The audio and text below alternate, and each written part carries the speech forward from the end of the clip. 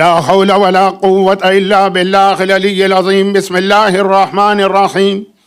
الحمد لله الملك الحق المبين رب الشهداء والصديقين، والصلاة والسلام على سيد الأولين والآخرين أشرف الأنبياء والمرسلين خاتم النبيين رحمة للعالمين شفيع المذنبين المخاطب بطه وياسين أبي القاسم محمد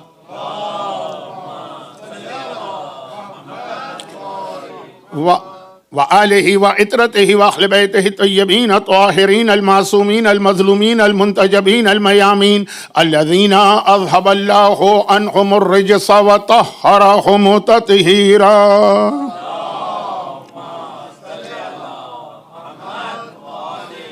سیما لا بقیت اللہ فی الارضین وحجتہ علی العالمین الامام المنتظر والحجت الثانی عشر. اللہم عجل فرجہ وقرب زمانہ وکسر انصارہ واہلک اعداءہ ولعنۃ اللہ علی اعدائہم اجمعین. اما بعد فقد قال الحکیم فی کتابہ الکریم. بسم اللہ الرحمن الرحیم.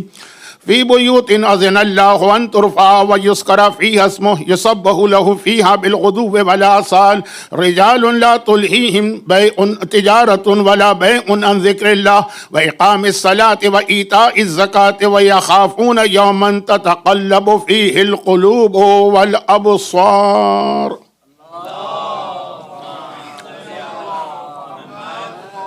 فورٹین 47 ہجرہ کے محرم کی آخری تاریخیں ہیں، لیکن چونکہ ان آخری تاریخوں کا جو عشرہ ہے اس میں چوتھے امام کی شہادت کی تاریخ بھی آتی ہے، تو تقریباً ہر مجلس میں اب جو 3 مجلسیں ہیں چوتھے امام کی سیرت کا ایک واقعہ بیان کرتے ہوئے اس کا جو میسج یا پیغام ہے وہ آپ تک پہنچانا ہے، لیکن جو اصل میرا موضوع ہوگا وہ تو اپنی جگہ باقی رہے گا. ایک بات ہر سال ہر جگہ ہر شب جمعہ میں یاد دلاتا ہوں، حتیٰ یہ کہ ایام اعضا کا پہلا عشرہ، لیکن اس میں بھی یہ ذکر میں کرتا ہوں کہ شب جمعہ چاہے مختصر صحیح 1 منٹ صحیح، ہر مومن کی ذمہ داری ہے کہ 3 چیزوں کو یاد کرے. ایک موت، دوسرے زمانے کا امام، اور تیسرے دعا. اچھا، میں اس کی تفصیل ہر سال یہاں بتا چکا ہوں، کیونکہ یہاں امریکہ میں عام طور پہ مجلسیں ویکینڈ پر ہی ہوتی ہیں. اب پہلے عشرے کے بعد تو جمعرات سے سلسلہ شروع ہے، تو جمعرات آ ہی جاتی ہے، ہمیشہ یاد دلاتا ہوں. اس میں کبھی اتنی تفصیل آ جاتی ہے کہ اصل موضوع رہ جاتا ہے، اس لیے میں بہت سنبھل کے بات کر رہا ہوں. البتہ یہ عرض کر دوں کہ یہ ہر شب جمعہ کا جو میسج ہے،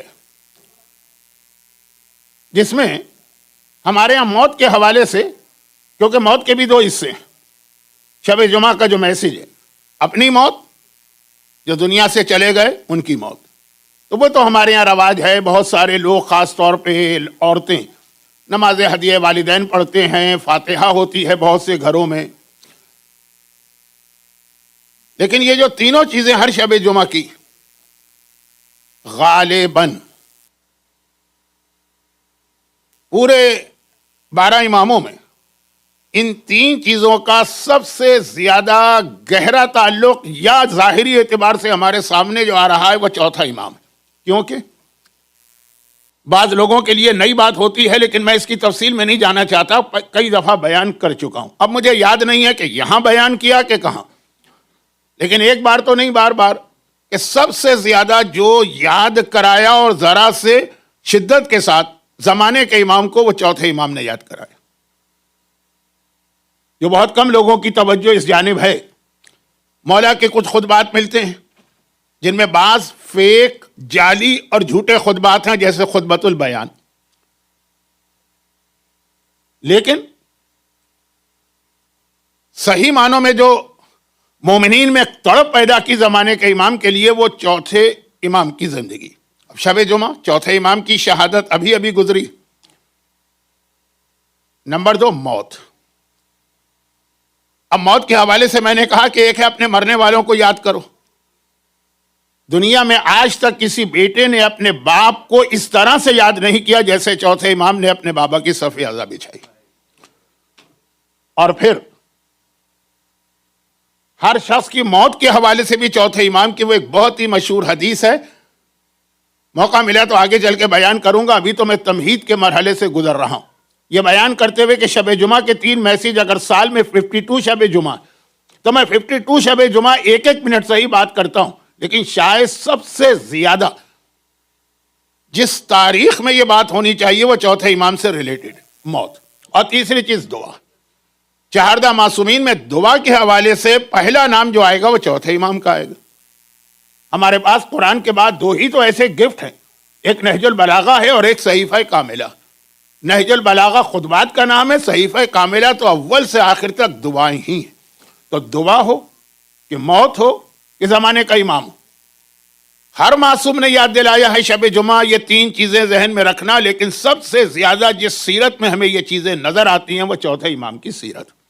اب اس میں آج کی مجلس میں جتنا وقت میرے پاس ہے کچھ باتیں چوتھے امام ہی کے حوالے سے، لیکن ان 3 موضوعات کو ذہن میں رکھتے ہوئے کروں گا. لیکن پہلے قرآن کریم کی اس آیت کا ترجمہ تو کر دیا جائے جو ان 4 مجالس کے لیے ہمارا عنوان ہے، اور ان آیتوں کا جو میسج ہے وہاں سے بات شروع کی جائے.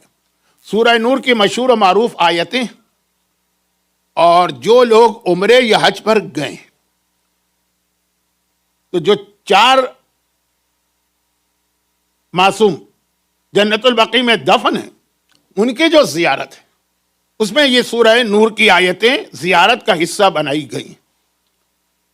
ایک رسول خدا کی زیارت ہم مدینے میں پڑھتے ہیں، صبح و شام پڑھتے ہیں. وہاں سورہ نساء کی آیت نمبر 64 زیارت کا پارٹ بنائی گئی ہے، لیکن وہ آخر زیارت ہے. اور ایک سورہ نور کی آیت ہے جو ائمہ بقی کی زیارت کا حصہ بنائی گئی. 4 امام، چاروں کی ملا کے ایک زیارت ہے، اس میں یہ آیت آئی ہے. چنانچہ عمرہ کرنے والے اور حج کرنے والوں نے یہ آیت اپنی زبان پہ کئی بار جاری کی ہے. لیکن آئیے، اچھا بہت سے علماء اس پہ بات کرتے ہیں تو میں تو دوسرے انداز سے بات کر رہا ہوں، لیکن پہلے ذرا سی تمہید مکمل ہو جائے. قرآن کہہ رہا ہے فی بیوت، کچھ ایسے گھر اذن اللہ ان ترفع جنہیں اللہ نے بہت بلند کیا، ویذکر فیہا اسمہ اور اس میں ہر وقت اللہ کا نام لیا جاتا. یہ جملے ائمہ بقی کی زیارت میں. یا ائمہ بقی آپ وہ گھر میں رہتے ہیں کہ جنہیں اللہ نے بلند کیا ہے، ویذکر فیہا اسمہ اور اس میں ذکر ہوتا ہے اللہ کے نام کا. یسبح لہ بالغدو والآصال، یسبح لہ فیہا بالغدو والآصال. اور اس گھر میں روزانہ صبح و شام، غدو آصال، مارننگ ایوننگ، اللہ کی تسبیح پڑھی جاتی ہے. اب یہ تسبیح کے معنی کیا ہیں وہ ایک لمبی بحث ہے، وہ تو ایک الگ موضوع ہو جائے گا. رجال، ان گھروں میں وہ مرد رہتے ہیں. اب یہاں سے وہ اصل میرا موضوع شروع ہوا. اب یہ آیت کے کچھ ایسے گھر ہیں جنہیں اللہ نے بلند کیا. اچھا اس سے پہلے والی آیت بہت مشہور ہے، اللہ نور السماوات والارض، اللہ زمین و آسمان کا نور ہے. یہ ان گھروں میں ہے جنہیں اللہ نے بلند کیا، یہ نور. اور پھر یہ آیت آئی رجال، ان گھروں میں وہ مرد ہیں کہ لا تلہیہم تجارت ولا بیع، نہ تو ان کو تجارت غافل کرتی ہے یا ان کی توجہ کو ہٹاتی ہے، نہ بیع. تجارت اور بیع، تجارت تو ایک پروفیشن ہے، بزنس کرنا. بیع تو ہر آدمی کرتا ہے، خرید و فروخت، روٹی آپ نے خریدی، چاول آپ نے خریدا، پھل آپ نے خریدا. تو چاہے تجارت ہو یعنی اس کا پیشہ یہی ہو، اور چاہے وہ وقتی خرید و فروخت ہو صبح و شام کی، یہ تجارت اور بیع دونوں کا خلاصہ کیا نکلا؟ مال. جہاں مال کا انوالومنٹ. یہ لا تلہیہم توجہ کو نہیں ہٹاتا، غافل نہیں کرتا، ان کی اٹینشن کو ڈائیورٹ نہیں کرتا ہے 4 چیزوں سے. یہ اس گھر کے اندر رہنے والوں کی قرآن تعریف کر رہا ہے کہ ان میں یہ 4 چیزیں ایسی کہ کتنا ہی بڑا مالی معاملہ کیوں نہ ہو ان کی توجہ نہیں ہٹتی. ان ذکر اللہ، رجال لا تلہیہم تجارت ولا بیع ان ذکر اللہ، کہ یہ تجارت یہ بیع ان کو ذکر خدا سے غافل نہیں کرتی، وہ اقام الصلاۃ اور نمازوں سے غافل نہیں کرتی، وہ ایتاء الزکوٰۃ اور زکوٰۃ سے غافل نہیں کرتی ہے، وہ یخافون یوماً اور یہ لوگ اس دن سے ڈرتے ہیں کہ تتقلب فیہ القلوب والابصار، جس دن آنکھیں اور دل الٹ پلٹ ہو کے رہ جائیں گے. یخافون، یہ ڈرتے. یہ خالی آیت کا ترجمہ. اب اس آیت کی تفسیر اور تشریح علماء کرام اکثر کرتے ہیں. میں ایک جملہ بہت زیادہ کہتا ہوں، اور وہ یہ کہ جہاں عموماً ہمارے یہاں کے علماء اور خطباء اور ذاکرین اور اسپیکر اپنی بات ختم کرتے ہیں، وہاں سے میں اپنی بات شروع کرتا ہوں. تو ایسا نہیں ہے کہ ان موضوعات کے میں مخالف ہوں یا ان کو نہیں مانتا ہوں، لیکن چونکہ وہ سارا سال آپ سنتے ہیں تو جہاں تک وہ بات پہنچاتے ہیں اس کے آگے سے میری بات. لیکن ذرا سی ایک تمہید کہ اب یہ کون سے گھر ہیں؟ پورا مجمع بغیر کسی حدیث کے ہی سمجھ رہا ہے کہ کون سے گھر. اور جیسا میں نے کہا کہ علماء تو اس پہ پورا اشرا پڑھ چکے ہیں، اللہ نور السماوات والارض سے لے کر یہ فی بیوتن تک. لیکن صرف برکت کے لیے ایک حدیث تفسیر کے اندر آتی کہ جب اللہ کے رسول نے قرآن کریم کی اس آیت کی تلاوت مسجد النبوی کے ممبر پر کی.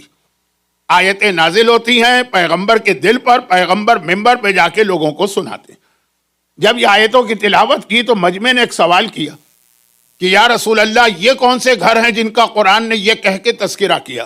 دیکھیں، ایک ایک چیز جو ہے وہ تشریح طلب بن جاتی ہے عام مجمع کے لیے، اس مجمع کے لیے نہیں. لیکن بہرحال فضیلت اللہ نے ترفع، اللہ نے ان گھروں کو بلند کیا. تو کون سے گھر ہیں؟ فرمایا ہیا بیوت الانبیاء والاوصیاء. یہ معصوم انبیاء کے گھروں کا تذکرہ قرآن میں ہو رہا. اب مجمع میں سے حضرت ابوبکر کھڑے ہوئے اور انہوں نے کہا کہ یا رسول اللہ، کیا یہ گھر بھی اس میں شامل ہے؟ اب جہاں پہ وہ بیٹھے ہیں وہاں سے لیفٹ سائیڈ، آپ میں سے جو مسجد النبوی کی زیارت کر کے آئے ہیں آپ کے ذہن میں نقشہ ہوگا. ممبر رسول پر پیغمبر بیٹھے، ان کے رائٹ سائیڈ پر کیا، اور جو پیغمبر کے سامنے مجمع بیٹھا ہوگا اس کے لیفٹ سائیڈ پہ کیا. اور باقاعدہ اشارہ کیا، اور وہ گھر تھا شہزادی. کہا کہ کیا یہ گھر بھی اس میں شامل ہے؟ پیغمبر نے کہا بل ہوا افضلھا، جتنے گھروں کو اللہ نے بلند کیا ان میں سب سے افضل گھر تو یہ علی اور فاطمہ کا گھر. اب یہ ایک حدیث ہے، آپ نے بہت دفعہ سنی ہے، یہ آپ کا ایمان ہے اور جذبہ ہے کہ آپ نے اس پر بھی واہ واہ کر دی. لیکن کئی دفعہ کی سنی ہوئی کہ پیغمبر نے کہا افضل ترین گھر ہے یہ. اور اس کے بعد پھر یہی جو بہت مشہور شاید مرثیہ ہے نا، گھر فاطمہ زہرا کا عجب شان کا گھر ہے، وہی کی منزل ہے، قرآن کا گھر ہے، مومن و منافق کی پہچان کا گھر ہے. کچھ لوگ مرے جاتے ہیں رنج و محن میں، اس گھر کا دروازہ ہے مسجد کے صحن میں. تو یہ جو قرآن کریم کی آیت ہے اسی کو شاعر نے اپنے اس مرثیے کے اندر نقل کیا ہے. تو یہ شہزادی کونین کا گھر قرار دیا. یہاں تک علماء اپنے انداز سے فضائل کے بہت سے نقطے نکال کے اس گھر کی تعریف کرتے ہیں، آپ سنتے بھی ہیں، آپ جوش میں بھی آتے ہیں، ایمانی جذبہ بھی آپ میں. لیکن سوال یہ ہے کہ جہاں پر اس گھر کی قرآن تعریف کر رہا ہے اور اس کی اتنی بلندی بیان کر رہا، اور اللہ کا رسول کہہ رہا ہے کہ یہ سارے انبیاء کے گھروں سے زیادہ افضل گھر، اور یہ تو بالکل واضح بات ہے کہ یہ سب سے زیادہ افضل گھر ہے. اپنے اینٹوں کی وجہ سے نہیں، برکس کی وجہ سے نہیں، پلاسٹر کی وجہ سے نہیں، کلر کی وجہ سے نہیں، اپنے نقشے کی وجہ سے نہیں، اس گھر میں رہنے والوں کی وجہ سے ہی بلند ہے نا. اب قرآن کریم اس گھر میں رہنے والوں کی جو خصوصیات بتا رہا ہے وہ اس پہ غور کیجئے گا. قرآن کہہ رہا ہے کہ ان کے اندر چار خاصیتیں کہ نمبر 1 یہ ہے کہ یہ ذکر خدا کرتے رہتے ہیں. نمبر 2 یہ ہے کہ یہ نمازیں قائم کرتے ہیں.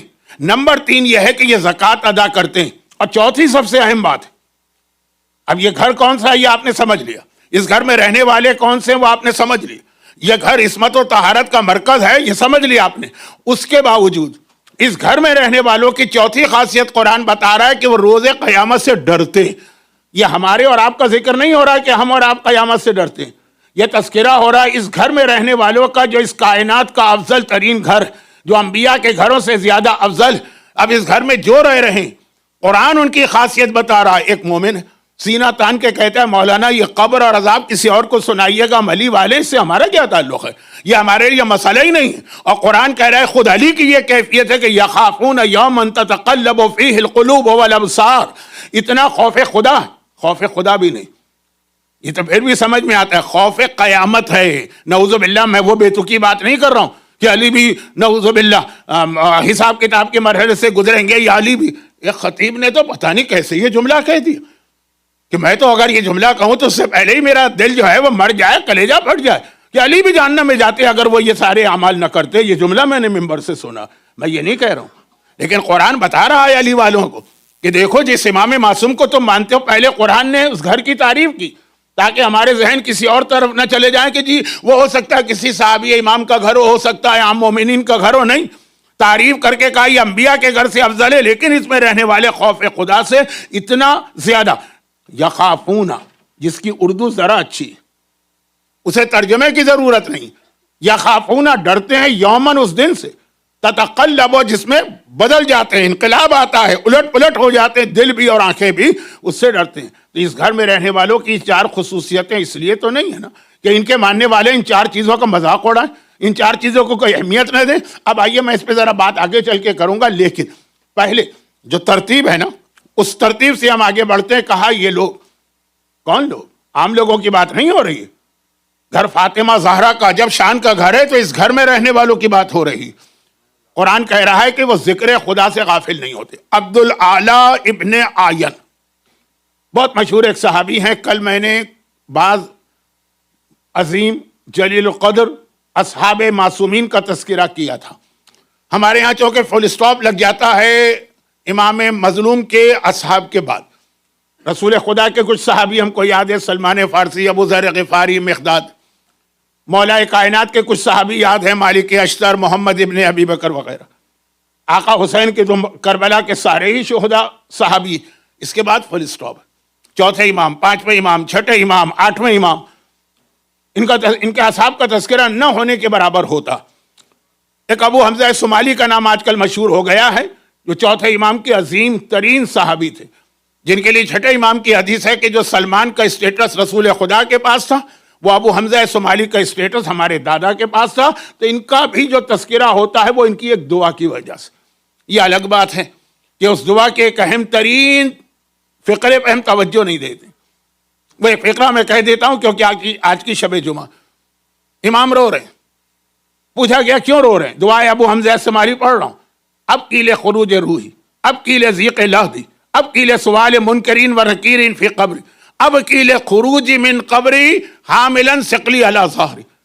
ارے اس وقت جو میں رو رہا ہوں، ویسے تو 35 سال روئے کربلا والوں پر، لیکن اس وقت جو میں رو رہا ہوں، دعائے ابو حمزہ صومالی رمضان میں پوری شیعہ دنیا میں پڑھی جاتی ہے. یہ تو عام مومنین ہے، لیکن بہرحال ذرا لمبی دعا ہے تو کچھ لوگ صرف شب قدر میں پڑھتے ہیں. میں نے جن اساتذہ کی جوتیاں سیدھی کر کے کچھ حاصل کیا ہے وہ تو ایسے تھے کہ روزانہ نماز شب کے قنوت میں دعائے ابو حمزہ صومالی پڑھا کرتے تھے پورا سال. وہ دعا جا کے دیکھیے گا، اس کی اتنی اہمیت ہے اور اتنی معتبر. اور اس میں چوتھا امام کہہ رہا اب کی میں بکا کر رہا ہوں، میں رو رہا ہوں اس وقت کو یاد کر کے جب روح کو بدن سے نکالا جائے گا. نعوذ باللہ. امام اپنے لیے تو نہیں کہہ رہے نا، کس کے لیے کہہ رہے؟ اچھا امام کے کلام کو کون سنے گا؟ یزید سنے گا، شمر سنے گا، ہرملہ سنے گا، دشمنان اہل بیت سنیں گے. تو اپنے ماننے والوں کو سنا رہے نا. لخروج من قبری، لخروج روحی، جب روح نکالی جائے گی. ذیق لہدی، جب قبر کی دیواریں تنگ کر کے فشار کا عذاب دیا جائے گا. سوال منکرین و نکیرین فی قبری، جب منکر و نکیر آ کے قبر میں سوال کریں گے. کیا امام سے سوال کریں گے؟ مجال ہے کسی کی؟ یہ ہم سے اور آپ سے سوال ہوگا. لیکن امام کہہ رہے میں اس کو یاد کر کے رو رہا ہوں. اور یہاں پر بھی ایک اہم بات عرض کر دوں. میں نے پہلے مجلس کے شروع میں کہہ دیا شب جمعہ کے 3 موضوعات ہیں جن میں موت بھی شامل ہے، زمانے کا امام بھی شامل ہے، دعا بھی. یہ جملہ ذہن میں رکھ کے تقریر سنیے گا. کچھ چیزیں آپ کو ذرا ترتیب سے ہٹ کے نظر آئیں گے لیکن ان 3 کے دائرے میں رہیں گی. اب یہاں پہ ایک بہت ہی اہم حدیث چوتھے امام کی آتی، یہ بھی چوتھے امام کی حدیث جو اب میں بیان کر رہا ہوں. ہر ایک کو پتا ہے کہ منکر و نکیر قبر میں 6 سوال کریں گے. مرنے والے کا کندھا ہلا کے ہم اس کو یاد بھی دلاتے ہیں. اذا جاءک الملکان المقربان، جب تیرے پاس 2 اللہ کے مقرب فرشتے آئیں گے اور تجھ سے سوال کریں گے رب کا، وان دین کا، وان کتاب کا، وان قبلت کا، وان نبی کا، وان امام کا. وہ جو 6 سوال، اس کے بعد بھی کچھ ہے کہ نہیں؟ زیادہ تر معصومین کی حدیث میں وہی 6 چیزیں، لیکن چوتھے امام ہی کی حدیث ہے. تاریخیں بھی وہ بن گئی ہیں، رات بھی وہ بن گئی ہے، موضوع بھی وہ بن گیا کہ جب یہ کوئی ان 6 میں سے ایک سوال کا جواب بھی نہ دے سکے، ختم بات، چیپٹر کلوز. آگے کوئی سوال نہیں ہوگا، پھر جو اس کا معاملہ ہے عذاب کا وہ شروع ہو جائے گا. لیکن جس نے 6 کے 6 سوالوں کا جواب دیا، اب فرشتے واپس نہیں گئے، 3 سوال اور کریں گے. پہلا سوال یہ ہوگا کہ بتا کہ تو نے اپنی جوانی کیسے گزاری. دوسرا سوال یہ ہوگا کہ یہ بتا کہ تو نے اپنا مال حاصل کیسے کیا، اور تیسرا سوال ہوگا یہ بتا مال کو خرچ کیسے کیا۔ یہ دونوں بہت اہم سوال ہیں جو میری کل یا پرسوں کی مجلس میں آئیں گے، کیونکہ چوتھے امام کی ہی سیرت کا دوسرا اہم ترین واقعہ، ایک تو میں ابھی پڑھنے والا ہوں جلدی کر کے کیونکہ مشہور واقعہ، ایک اور بہت اہم واقعہ ہے جو کل یا پرسوں آئے گا، وہ اس دو سوال، تو یہ تین سوال بھی ہمارے یہاں سنڈے اسکول ہوتے ہیں، پاکستان میں بچے اسلامیات یا دینیات سیکھنے جاتے ہیں، سب جگہ منکر و نکیر کے 6 سوال بتائے جاتے ہیں۔ یہ 6 سوال تو وہ ہیں جو عام مسلمانوں سے ہوں گے، محبان اہل بیت سے آخر میں 3 سوال اور ہو رہے ہیں، اور یہ کوئی اور نہیں، کربلا کا سب سے بڑا عزادار اور گریہ کرنے والوں کی شفاعت کرنے والا امام معصوم بیان کر رہا ہے کہ اب بتاؤ جوانی کیسے گزاری، اور پھر مال کے حوالے سے بات لمبی ہو رہی ہے۔ تو خلاصہ یہ کہ امام فرما رہے میں رو رہا ہوں، دعائے ابو حمزہ صومالی، میں رو رہا ہوں اس وقت کو یاد کر کے جب منکر و نکیر آ کے سوال کریں گے، امام سے کریں گے، مجالے کسی فرشتے میں، یہ ہم سے اور آپ سے سوال کریں گے، ہمیں یاد دلایا جا رہا، اور میں رو رہا ہوں اس وقت کو یاد کر کے جب میں اپنی قبر سے قیامت کے دن نکلوں گا۔ قرآن کریم نے کہا فاطمہ کے گھر میں رہنے والے یخافون یومن، قیامت کے دن سے ڈرتے ہیں، خوف، اور امام کہہ رہے ہیں دعائے ابو حمزہ صومالی میں اس دن کو یاد کر کے رو رہا ہوں جس دن قبر سے نکلوں گا حاملاً ثقلی علی ظہری، اور زندگی بھر کے اعمال کا بوجھ میری کمر پہ ہوگا۔ یہ کس کو سنا رہے ہیں؟ یہ ہمیں اور آپ کو سنا رہے ہیں، چوتھا امام۔ اور اس کی ایک خاص وجہ بھی ہے کہ امام نے کیوں یہ اس انداز سے سنایا، کیونکہ ایک بہت بڑا مسئلہ یہ تھا کہ حسین کا گریہ اور ماتم مومن کی نجات کا ذریعہ، آنکھ سے نکلنے والا ایک آنسو چاہے مکھی کے پر کے برابر کیوں نہ ہو جنت کو یقینی بناتا۔ تو وہاں دوسری طرف یہ خطرہ تھا کہ یہ حدیثیں سن کر کہیں مومن بے باک نہ ہو جائے، مومن جری نہ ہو جائے، مومن گناہوں پہ تیار نہ ہو جائے کہ جب ہم گارنٹیڈ جنتی ہیں تو پھر ہمیں کیا ضرورت ہے اپنے آپ کو زحمت میں ڈالنے کی۔ دین پہ عمل کرنا آسان تو نہیں ہے، مشکلات تو ہوتی، تو چلے انسان وہ مشکلات برداشت کر لے، سوچ کر کے پتہ نہیں کیا معاملہ ہوگا قیامت کے دن تو تیاری کرو، لیکن اگر یہ گارنٹیڈ ہو، جیسے حضرت موسیٰ کا جو واقعہ ہے نا، ان علم نجوم والا، جس قوم نے نجوم میں بہت ترقی کر لی تھی اور ان کو پتہ چل جاتا تھا کہ ہمارے فوج میں سے کتنے لوگ کل مریں گے، کتنے لوگ نہیں مریں گے، جناب موسیٰ کے مقابلے کے لیے وہ ان لوگوں کو بیچتے تھے جن کی کل موت نہیں آنا، بھئی گارنٹیڈ ہے تو مریں گے ہی نہیں۔ چنانچہ جب وہ جا کے لڑتے تھے ان کو پتہ ہے کہ ہم تو مریں گے ہی نہیں، تیروں میں چلے جائیں، تلواروں میں چلے جائیں، آگ میں چلے جائیں، بس کے آگے اپنے آپ کو گرا دیں، پلین سے چھلانگ لگا دیں، مریں گے ہی نہیں، یہ جو گارنٹی مل جاتی ہے۔ جناب موسیٰ کا بڑا انٹرسٹنگ واقعہ ہے کیونکہ اس میں ایک بہت بڑا مسئلہ یہ کہ یہ ہاروسکوپ، اسٹار، نجوم، اس پہ کتنا یقین کر سکتے ہیں۔ یہ بہت دلچسپ حدیث ہے، شاید میں نے کبھی پڑھی بھی ہو، شاید نہ بھی پڑھی ہو، آج کے دن وقت نہیں۔ تو خلاصہ یہ ہے کہ وہ تو ایک چھوٹی بات تھی، بڑی بات تو یہ کہ اگر ہم کو گارنٹی مل جائے کہ کوئی بھی گناہ کر لو تمہارے لیے جنت کو یقینی بات ہے، تو ہم کیوں شراب چھوڑیں گے؟ شراب میں ایک مزہ تو ہے نا، ہم کیوں یہ میوزک چھوڑیں گے؟ میوزک تو خیر حرام نہیں ہے، لیکن گانا ہم کیوں چھوڑیں گے؟ ہم کیوں وہ مزیدار کھانے چھوڑیں گے؟ جس کے بارے میں اکثر میں جملہ کہتا ہوں مشتاق احمد یوسفی کا، اردو کے ایک بہت بڑے مزاح نگار، کہتے ہیں نا کہ عجیب بات، دنیا میں جتنی مزیدار چیزیں آدھی مولویوں نے حرام کر دی، آدھی ڈاکٹروں نے حرام کر دی۔ تو خلاصہ یہ ہے کہ وہ چیزوں میں مزہ تو ہے نا،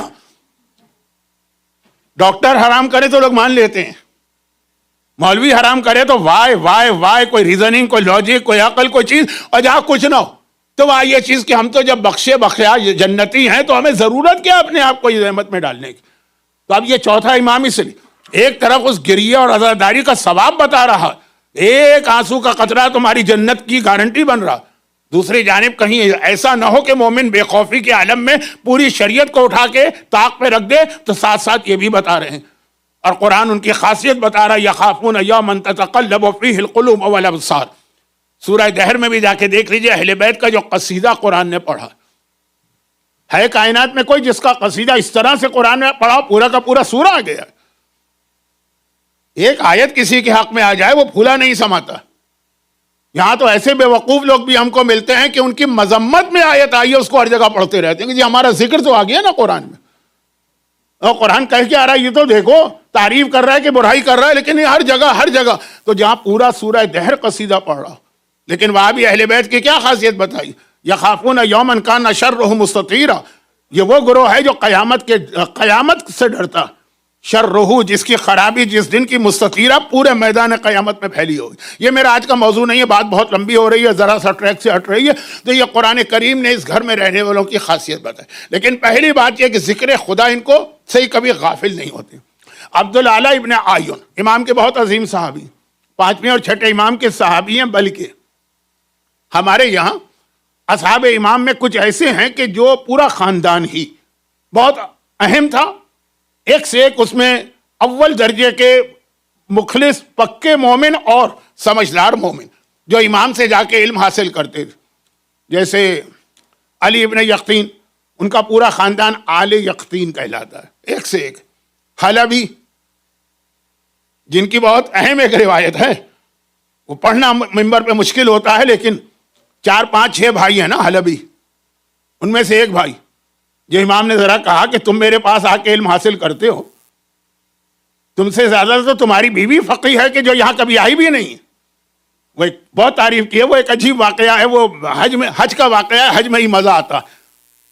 کبھی موقع ملا تو یہاں بھی ذرا سا اس کو فلٹر کر کے سینسر کر کے کچھ جملے نکال کے پڑھوں گا۔ خاندان حلبی، یہ اسی طریقے سے ان کی روایتیں آتی۔ خاندان عیون جس میں 5 6 بھائی تھے، ان میں سے ایک کوفے سے چلا، یہ خاندان کوفے میں سیٹل تھا۔ اس زمانے میں کوفہ تو بہت مشہور شہر تھا، علم کا مرکز۔ 6ٹھے امام مدینے میں ہیں، لوگوں نے کہا جا تو رہے، امام سے ہی پوچھ لینا کہ آپ کی نگاہ میں سب سے اچھا مومن کون ہے۔ اصول کافی جلد 2 پیج 160 کی یہ حدیث، البتہ پیج 160 کی ذمہ داری میں نہیں لیتا ہوں، کیونکہ ہر پرنٹر اپنے حساب سے اس کو چھاپتا ہے، والیوم 2۔ اب وہ گیا، پہلے تو لوگوں نے بہت سارے سوال لکھ کر دیے، وہ لے کے گیا، کہا یہ الگ سے ایکسٹرا سوال کر لینا۔ اور پھر جب وہ چلنے لگا واپس، اس نے وہ سوالات تو دے دیے جو ریٹرن میں تھے، اس کا جواب بھی آ گیا۔ یہ سوال جو کیا کہ سب سے افضل مومن کون ہے، اس کا امام نے جواب نہیں دیا۔ 1 ہفتے وہ مدینے میں رہا، چلنے لگا، تب امام نے بلایا، کہا سوال کا جواب لے کے جاؤ، اور کہا کہ سب سے افضل مومن وہ ہے جس میں 3 خاصیتیں ہوتی۔ نمبر 1 یہ ہے کہ وہ جب کسی اور مومن سے ڈیلنگ کرتا تو عدل سے کام لیتا ہے، جو چیز اپنے لیے پسند کرتا ہے وہی اس کے لیے پسند کرتا ہے، جو اپنے لیے ناپسند کرتا ہے وہی اس کے لیے ناپسند کرتا ہے۔ ایسا نہیں ہوتا کہ ویل للمطففین الذین اذا قالوا علی الناس، کہ اس کے تولنے کے بعد لینے کے طریقے اور ہیں، دینے کے طریقے اور ہیں۔ یہ قرآن کا ایک سورہ، ویل، تباہی ہے ان لوگوں پر جب کسی کو دیتے ہیں تو کم دیتے ہیں، جب لیتے ہیں تو زیادہ لیتے ہیں۔ جو اپنے لیے پسند کرو وہ اس کے لیے، جو اپنے لیے ناپسند کرو وہ اس کے لیے۔ اچھا، اس کی بہترین مثال یہاں نہیں ملتی ہے، امریکہ میں شاید ملتی بھی ہو، مجھے کیا پتا، میں تو 3 4 دن ہی یہاں رہتا ہوں، وہ بھی اتنا لوگ مجھے مصروف کر دیتے ہیں ایام اعضاء میں، ایک زبردستی کی ذمہ داری میرے اوپر ڈال دی جاتی ہے۔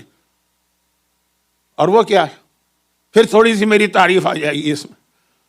کتنے لوگ ایسے ہیں، خواتین اور مرد، جو میری مجلسیں جو ہیں وہ پڑھ دیتے ہیں ممبر پہ، جب کوئی ان کو پکڑ لیتا ہے کہ ریفرنس کیا، اب سٹ پٹا جاتے ہیں۔ ایک طریقہ تو ہے کہہ دیں کہ ہم نے فلاں سے سنا ہے، فلاں سے سنا ہے، تو وہ تو بڑے ہو جائیں گے، ہم چھوٹے ہو جائیں گے، ہماری تو اتنی عزت ہے معاشرے میں۔ ان کی میل آتی ہے کہ آپ نے جو پڑھا اس کا حوالہ دے دیجئے، یہ حوالہ آپ کا، میرا نام لے دیجئے کہ انہوں نے پڑھا ہے، تاکہ وہ ڈائریکٹ مجھ سے پوچھ لیں۔ نہیں، وہ توہین محسوس کرتے ہیں نا کہ ہم تو اتنے بڑے ہیں اس وقت سوسائٹی میں۔ چلے، یہ تو خیر ایک ضمنی بات آ گئی، لیکن آپ کو پتہ نہیں 8 10 ای میل تو روزانہ اس پہ ریفرنس پہ آتی ہے ٹریولنگ کے درمیان۔ نہ کتابیں میرے پاس ہیں، نہ نوٹس میرے پاس ہیں، سب ڈھونڈنا پڑتا ہے۔ خیر، یہ تو ایک ضمنی بات ہو گئی۔ تو جو میں عرض کر رہا تھا، اصل چیز وہ یہ کہ ان مصروفیات کی وجہ سے مجھے نہیں پتا یہاں کیا ماحول ہے انڈیا پاکستان میں۔ پہلی خاصیت، ایک عورت جب وہ اپنے بیٹے کی شادی کرتی اور بہو آتی، اور جب وہ اپنی بیٹی کی شادی کرتی اور وہ سسرال جاتی، کیا ایک جیسا طریقہ ہوتا ہے؟ جو وہ اپنی بیٹی کے لیے توقع کرتی ہے ویسا ہی سلوک اپنی بہو کے ساتھ بھی کرتی ہے؟ نہیں، آپ کو انڈیا پاکستان میں ہر گھر میں جھگڑا پڑا ہوا ہے۔ بلکہ بہت سی تو خواتین مجھے ایسی ملی کہ جو کہتی ہیں کہ یہاں آ کے، اب یہاں تو 4th جنریشن چل رہی ہوگی، میں بات کر رہا تھا جب آج سے 35 سال پہلے آیا تھا۔ یہ ہمارے برادر محترم بیٹھے امیر مٹھانی صاحب، ان کو یاد ہوگا جب میں 35 سال پہلے 80s کے اینڈ میں آیا تھا، تو اس وقت تو پہلی جنریشن بھی تھی۔ عورتیں کہتی تھی ہم آ کے خوش ہو گئے، وہ ساس نندوں کے جھنجٹ سے یہاں آ کے نجات مل گئی۔ تو اب یہ ہے کہ یہاں ایسا ہی ماحول ہوگا، لیکن پاکستان میں آج بھی ہر گھر میں جھگڑا۔ بیٹی کے لیے توقع کچھ اور ہوتی ہے سسرال والوں سے، بہو کے ساتھ سلوک کچھ اور ہوتا ہے۔ بہت چھوٹی سی میں نے مثال دی ٹائم بچانے کے لیے۔ تو اب قرآن نے معصوم امام جو خود قرآن ناطق ہیں فرما رہے ہیں، جو اپنے لیے پسند کرو وہ اس کے لیے پسند کرو، جو اپنے لیے ناپسند کرو وہ اس کے لیے ناپسند کرو. اور دوسری بات یہ کہ جب کسی مومن بھائی کو ضرورت ہو تو اپنا مال اس پہ خرچ کرو، جب ضرورت ہو، فضول چیزوں کے لیے نہیں. یہ میں نے کہا نا کہ ایک تقریر میری مال کے حوالے سے ہوگی، کیونکہ میں نے ابھی پچھلی جگہ کہیں پڑھ دی تھی تو پتہ چلا یہ تو بہت بڑا مسئلہ ہے امریکہ کے اندر، وہ ذرا آئے گی بات. اور تیسری بات کہ امام نے کہا کہ مومن وہ ہے جو ہمیشہ ذکر خدا کرتا رہتا. قرآن کریم کی جس آیت کی تفسیر کر رہا ہوں اس میں یہ لفظ آ گیا نا کہ مومن جو ہے وہ تجارت اور بے کی وجہ سے ذکر خدا سے غافل نہیں ہوتا. اچھا، امام نے کہا جو ہر وقت ذکر خدا کرتا. راوی نے سنا، ٹھیک ہے، چھوٹی 3 باتیں تھی، یاد کر کے چلا. امام نے روک دیا، رک جاؤ اور کہا دیکھو اس دھوکے میں نہ پڑنا یا اس غلط فہمی میں مبتلا نہ ہونا کہ جو تیسری بات میں نے بتائی ہے ذکر خدا کرتا ہے تو تم یہ سمجھو اس سے مطلب یہ ہے کہ الحمدللہ، سبحان اللہ، اللہ اکبر. لوگ یہی سمجھتے ہیں ذکر خدا یعنی بس اللہ کا نام زبان سے لو. 100 دانے کی تسبیح ہم لوگوں کے پاس ہے، جو متقی لوگ ہیں ان کے پاس 1000 دانے کی تسبیح ہوتی، اتنی موٹی تسبیح کہ اس میں بستر بچھا کے بھی وہ سو جائیں کہ ذکر خدا کرنا ہے. جی امام نے کہا نہیں، یہ نہیں. ذکر خدا کا مطلب ہے، ذکر کا مطلب، اب یہ شاید انگلش میری غلط ہو، ریسائٹیشن آف اللہ نہیں، ریممبرنس آف اللہ. ذکر کا مقصد ہے یاد رکھنا. قرآن کریم میں دوسری آیتیں بھی آئی، فذکر ان نفعت ذکر سیذکر من یخشی. ہم ایسی تمہاری میموری کو طاقتور بنائیں گے. ذکر کے معنی یاد کرنا، میمورائز کرنا. تو امام نے روک دیا، راوی تو چلا گیا، اس کے اعتبار سے تو میسج کمپلیٹ ہو گیا تھا کہ ذکر خدا کرو. امام نے کہا نہیں، یہ دھوکہ نہ کھانا کہ ذکر خدا سے مطلب ہے الحمدللہ، الحمدللہ، سبحان اللہ، سبحان اللہ. نہیں، ہر وقت اللہ یاد رہے. اور یہ یاد کس طرح رہے، اس کا ایک طریقہ معصوم نے بتایا. اب دیکھیں شب جمعہ کے 3 موضوعات ذہن میں رکھ کے میری بات سنیے گا. اس کا ایک طریقہ امام معصوم نے بتایا، اور اس امام معصوم نے بتایا ہے جو ایک حوالے سے ہمارے لیے بہت اہم ہے. یہ جملے بہت ڈرتے ڈرتے کہتا ہوں کیونکہ اس کا مطلب یہ نہ نکلے کہ باقی معصومین اہم نہیں، نعوذ باللہ. ایک حوالے سے اس امام نے غیبت کی ساری تیاریاں کروائیں. ہم اور آپ غیبت میں ہیں، ہمارے لیے جو تیاریاں کروائی ہیں وہ مولا علی سے لے کے 9ویں امام تک نے کم کروائی. توہین والا جملہ نہیں کہہ رہا ہوں، ضرورت نہیں تھی. سب سے زیادہ تیاریاں 10ویں نے کروائی کیونکہ وہ آخری امام تھا جو ایکسیسیبل تھا. 11واں تو پہلے دن سے ہی قید میں، 12واں پہلے دن سے غیبت میں. تو اس 10ویں امام کی حدیث نہیں، عمل ہے. اور وہ کیا ہے کہ جب راوی، یہ مفاتیح الجناح میں بھی شیخ عباس قمی نے ایک جگہ لکھا کہ جب راوی ایک دفعہ 10ویں امام سے ملاقات کے لیے گیا، 10ویں امام قید میں تھے، 10ویں امام کا زمانہ اور متوکل کا زمانہ ساتھ ساتھ. متوکل کتنا ظالم دشمن اہل بیت ہے، ہر ایک کو پتا ہے، خاص طور پر کربلا جانے والوں کو.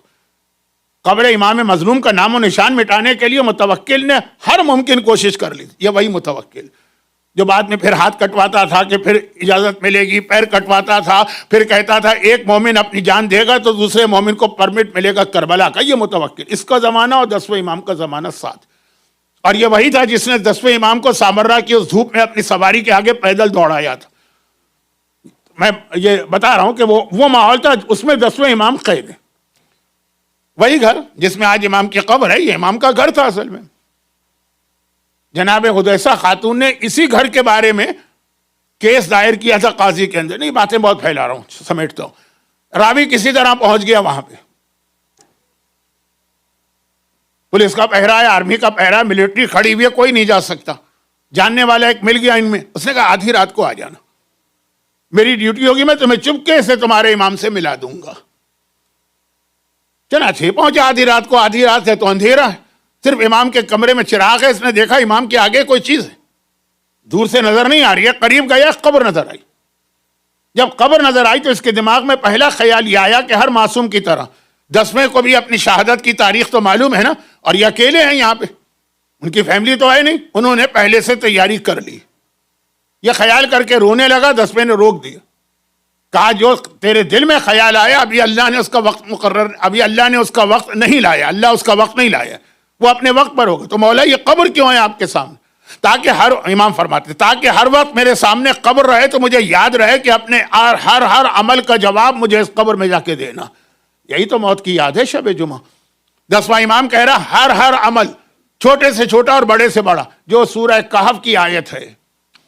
سورہ کہف کون سا سورہ ہے؟ آج کل تو نوحوں کی وجہ سے آپ کے بچوں کو بھی یاد ہو گیا ہے کہ آقا حسین کے کٹے سر نے بازار کوفہ میں سورہ کہف کی تلاوت کی. اس کی آیت لا یغادر منہا کبیرۃ ولا صغیرہ. جب نامہ اعمال کھلے گا تو ہر مومن نہیں، ہر انسان چیخے گا کہ ارے یہ کیسی کتاب ہے، چھوٹے سے چھوٹا عمل بھی اس کے اندر جو ہے وہ اگنور نہیں کیا گیا. اچھا مجھے ایک بات بتائیے گا کہ جو بقرعید کا دن آیا تھا نا، اس دن جب آپ گئے تھے غسل خانے میں تو آپ نے پہلے اپنا سیدھا پیر رکھا تھا کہ الٹا پیر؟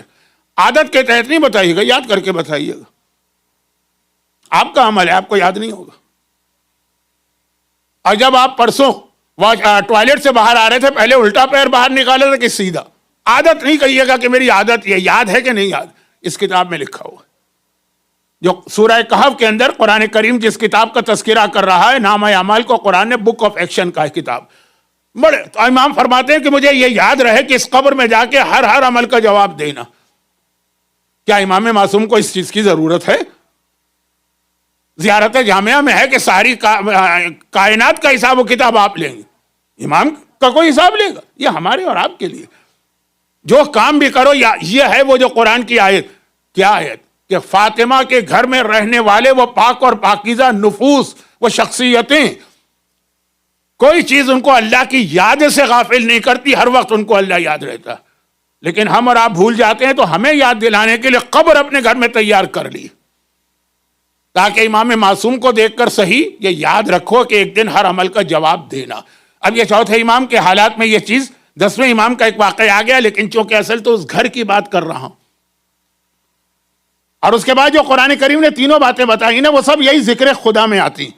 نماز قائم کرتے ہیں، قرآن نے کہا اقیموا الصلاۃ لذکری، نمازیں پڑھو تاکہ میں یاد رہوں، تمہیں بھولنے نہ پاؤ، وہ بھی ذکر خدا ہے. زکوٰۃ، مال دو تاکہ یاد رہے کہ اللہ ہے، ورنہ کیوں آدمی مال دے گا؟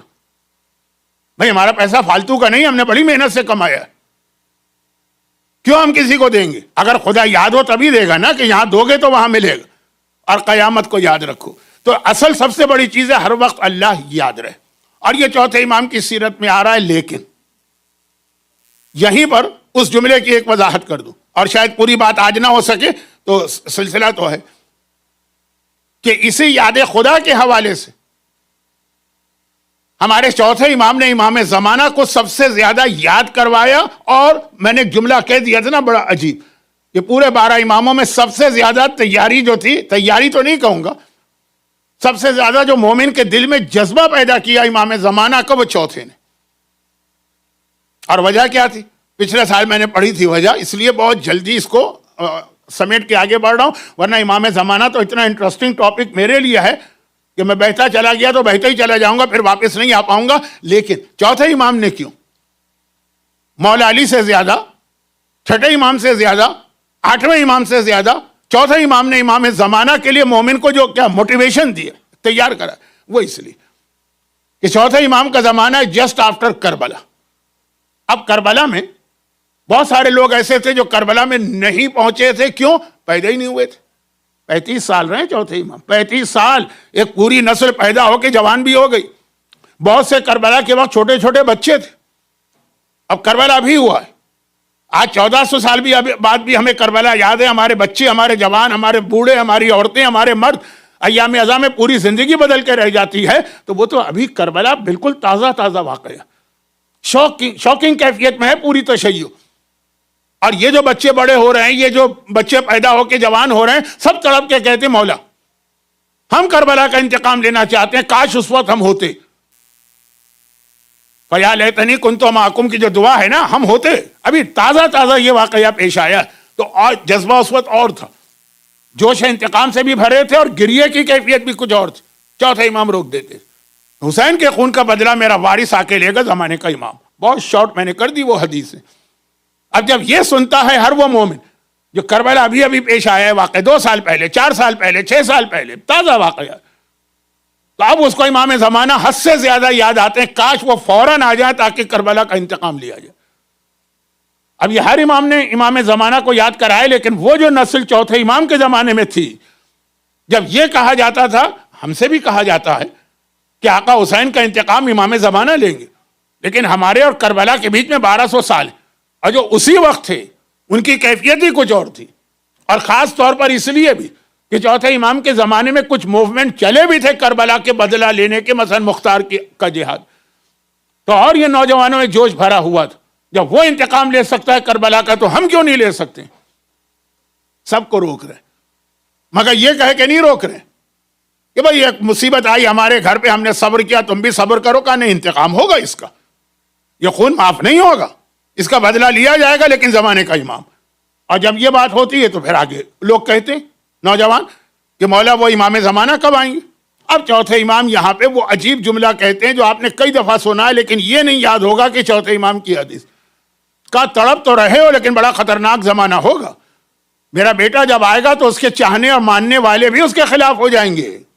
کچھ لوگ اس زمانے میں اپنے ایمان کو بچانا سب سے مشکل کام ہوگا، ہاتھ میں آگ لے کے کھڑے ہو جاؤ گے تو وہ آسان ہے، ایمان بچانا مشکل ہے، اور خالی ایمان نہیں، عمل بھی۔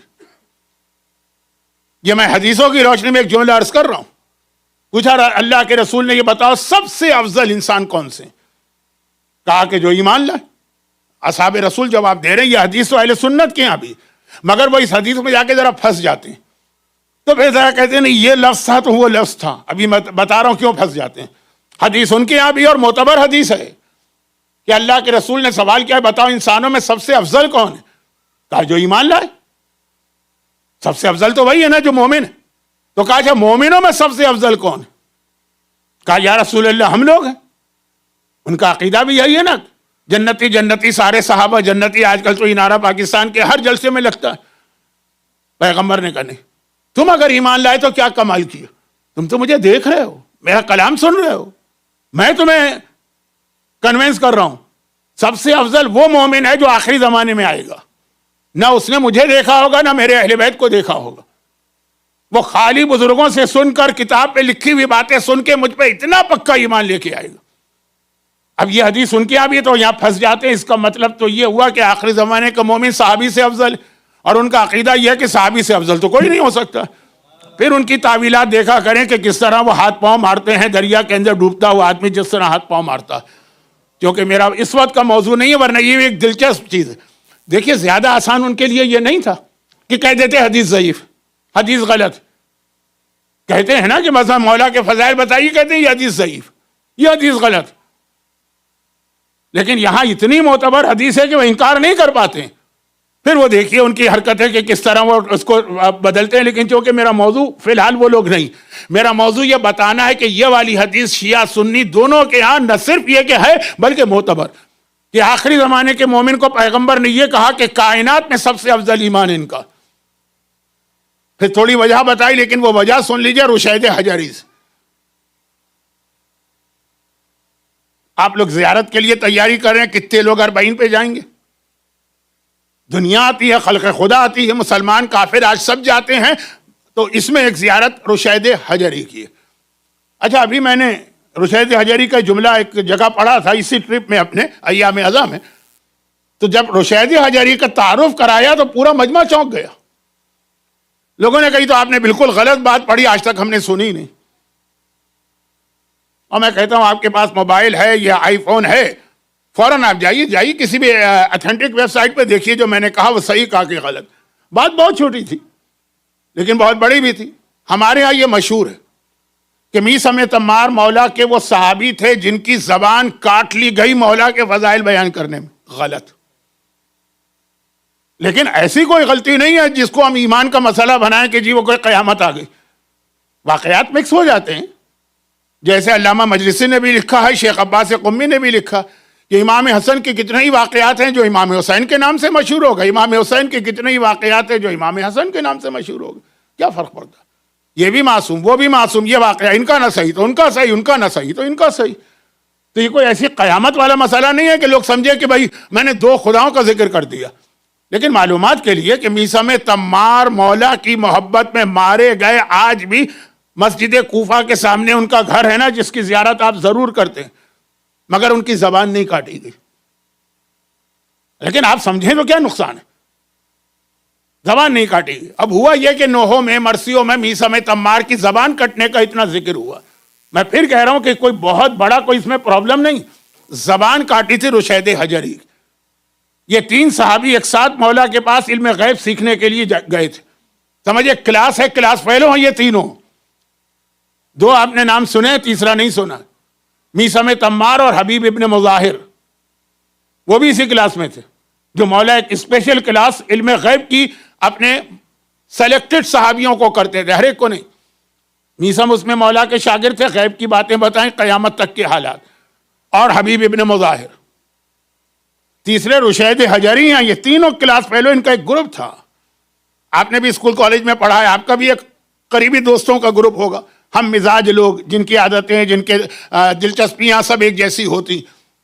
اب اس میں رشید حجری وہ تھے, وہ بالکل میسم کی طرح کا واقعہ ہے. انہیں بھی پھانسی دی گئی, سولی دی گئی کھجور کے درخت پر, اور ان کی زبان کاٹی گئی. میسا میں تمار نہیں. میسا میں تمار نے جب فضائل بتائے تو ان کے منہ پہ لگام چڑھا دی گئی, منہ بند ہو گیا, اور ان کے پیٹ میں برچھی ماری گئی تو ایکسس بلیڈنگ کی وجہ سے وہ اسی درخت پہ شہید ہوئے. دونوں شہید ہوئے, دونوں کلاس فیلو, دونوں مولا کے صحابی. دونوں نے کھجور کے درخت پہ مولا کے فضائل بھی بیان کیے اور قیامت تک کے حالات بھی بیان کرنا شروع کیے تھے. کیونکہ جب وہ حالات بیان کر رہے تھے اس میں سب سے پہلی بات تو تھی کہ یہ بنو امیہ کی ظالم حکومت اس طرح ختم ہوگی, اور وہیں ہاتھ پاؤں پھولے, اور پھر مولا کے فضائل. تو خیر خلاصہ یہ کہ رشید حجری وہ صحابی, زبان ان کی کٹی ہے. اور بالکل اسٹیٹس سیم ہے ان کا اور میسا میں تمار کا. میسا میں تمار کا کوفے میں ہے, رشید حجری کا روزہ جگہ اگر آپ نجف سے ہلا جائیں تو راستے میں پڑتا ہے, بالکل نجف سے نکلتے ہی. خیر میسم کی زیارت کر لی, سب کی زیارت ہو گئی, سب ایک اسٹیٹس کے. یہ رشید حجری مولا کے قریبی صحابیوں میں تھے, بھئی جن کو مولا علم غیب کی کلاس میں بٹھائیں گے, چوزن صحابی تھے. مولا جب ان کو اس طرح منتخب کر رہے ہیں تو ان کا ایمان بھی اتنا ہی تھا, ان کا تقوی بھی اتنا ہی تھا. یہ مثلا ایک لفظ ہے محاورتن ہے, اس کے جملوں کو پکڑیے گا نہیں, کہ یہ دن اور رات میں 1000 رکعت نماز پڑھتے تھے. 1000 رکعت عربی میں ایک محاورہ ہوتا ہے, کیونکہ عربی زبان کا جو کاؤنٹنگ ہے نا اس میں لاسٹ عدد ہوتا تھا 1000. 1000 کے بعد ان کے یہاں کوئی عدد نہیں تھا. آج کل تو ملین اور بلین اور ٹریلین اور پتہ نہیں کون کون سے. خیر تو 1000 آتا تھا جب یہ کہا جائے کہ اتنی زیادہ کہ گنتی میں نہ آئے. لوگ کیلکولیٹر نکال لیتے ہیں, ایک دن میں ہوتے ہیں 24 گھنٹے, ہر گھنٹے میں ہوتے ہیں 60 منٹ, ہر منٹ میں ہوتے ہیں 60 سیکنڈ, تو کتنے منٹ اور سیکنڈ بنے, اس میں 1000 رکعت نماز کیسے ہوگی؟ یہ کیلکولیٹر والا مسئلہ نہیں ہے. کثرت سے نماز پڑھتے تھے, اور نماز بھی علی والے کی نماز تو کیسی شان کی نماز ہوگی. ٹھیک ہے, مولا جیسی نماز تو نہیں کہ پاؤں سے تیر کھینچو تو پتہ نہ چلے, لیکن ایک شاندار نماز. بیٹی نے دیکھا, اور رشید کی بیٹی, کہ بابا آپ جیسی عبادت کی طاقت کس میں؟ گھر والے جو ہیں وہ پریشان ہیں. رشید حجری نے معلوم ہے کیا کہا, غیب کا علم جانتے ہیں, آپ کو یاد کی. کہا بیٹی میری عبادت تو کچھ بھی نہیں ہے ان مومنین کے مقابلے میں جو آخری زمانے میں پیدا ہوں گے. وہ جو عبادت کریں گے, اب یہ جو ان کے الفاظ ہیں میں اس کا مفہوم بتا رہا ہوں, وہ جو عبادت کریں گے اس کے مقابلے میں میری عبادت کچھ نہیں. علی کا قریبی ساتھی میسا میں تمار و حبیب ابن مظاہر کے اسٹیٹس کا صاحب 1000 رکعت نماز پڑھ کے کہہ رہا ہے کہ آخری زمانے کا مومن.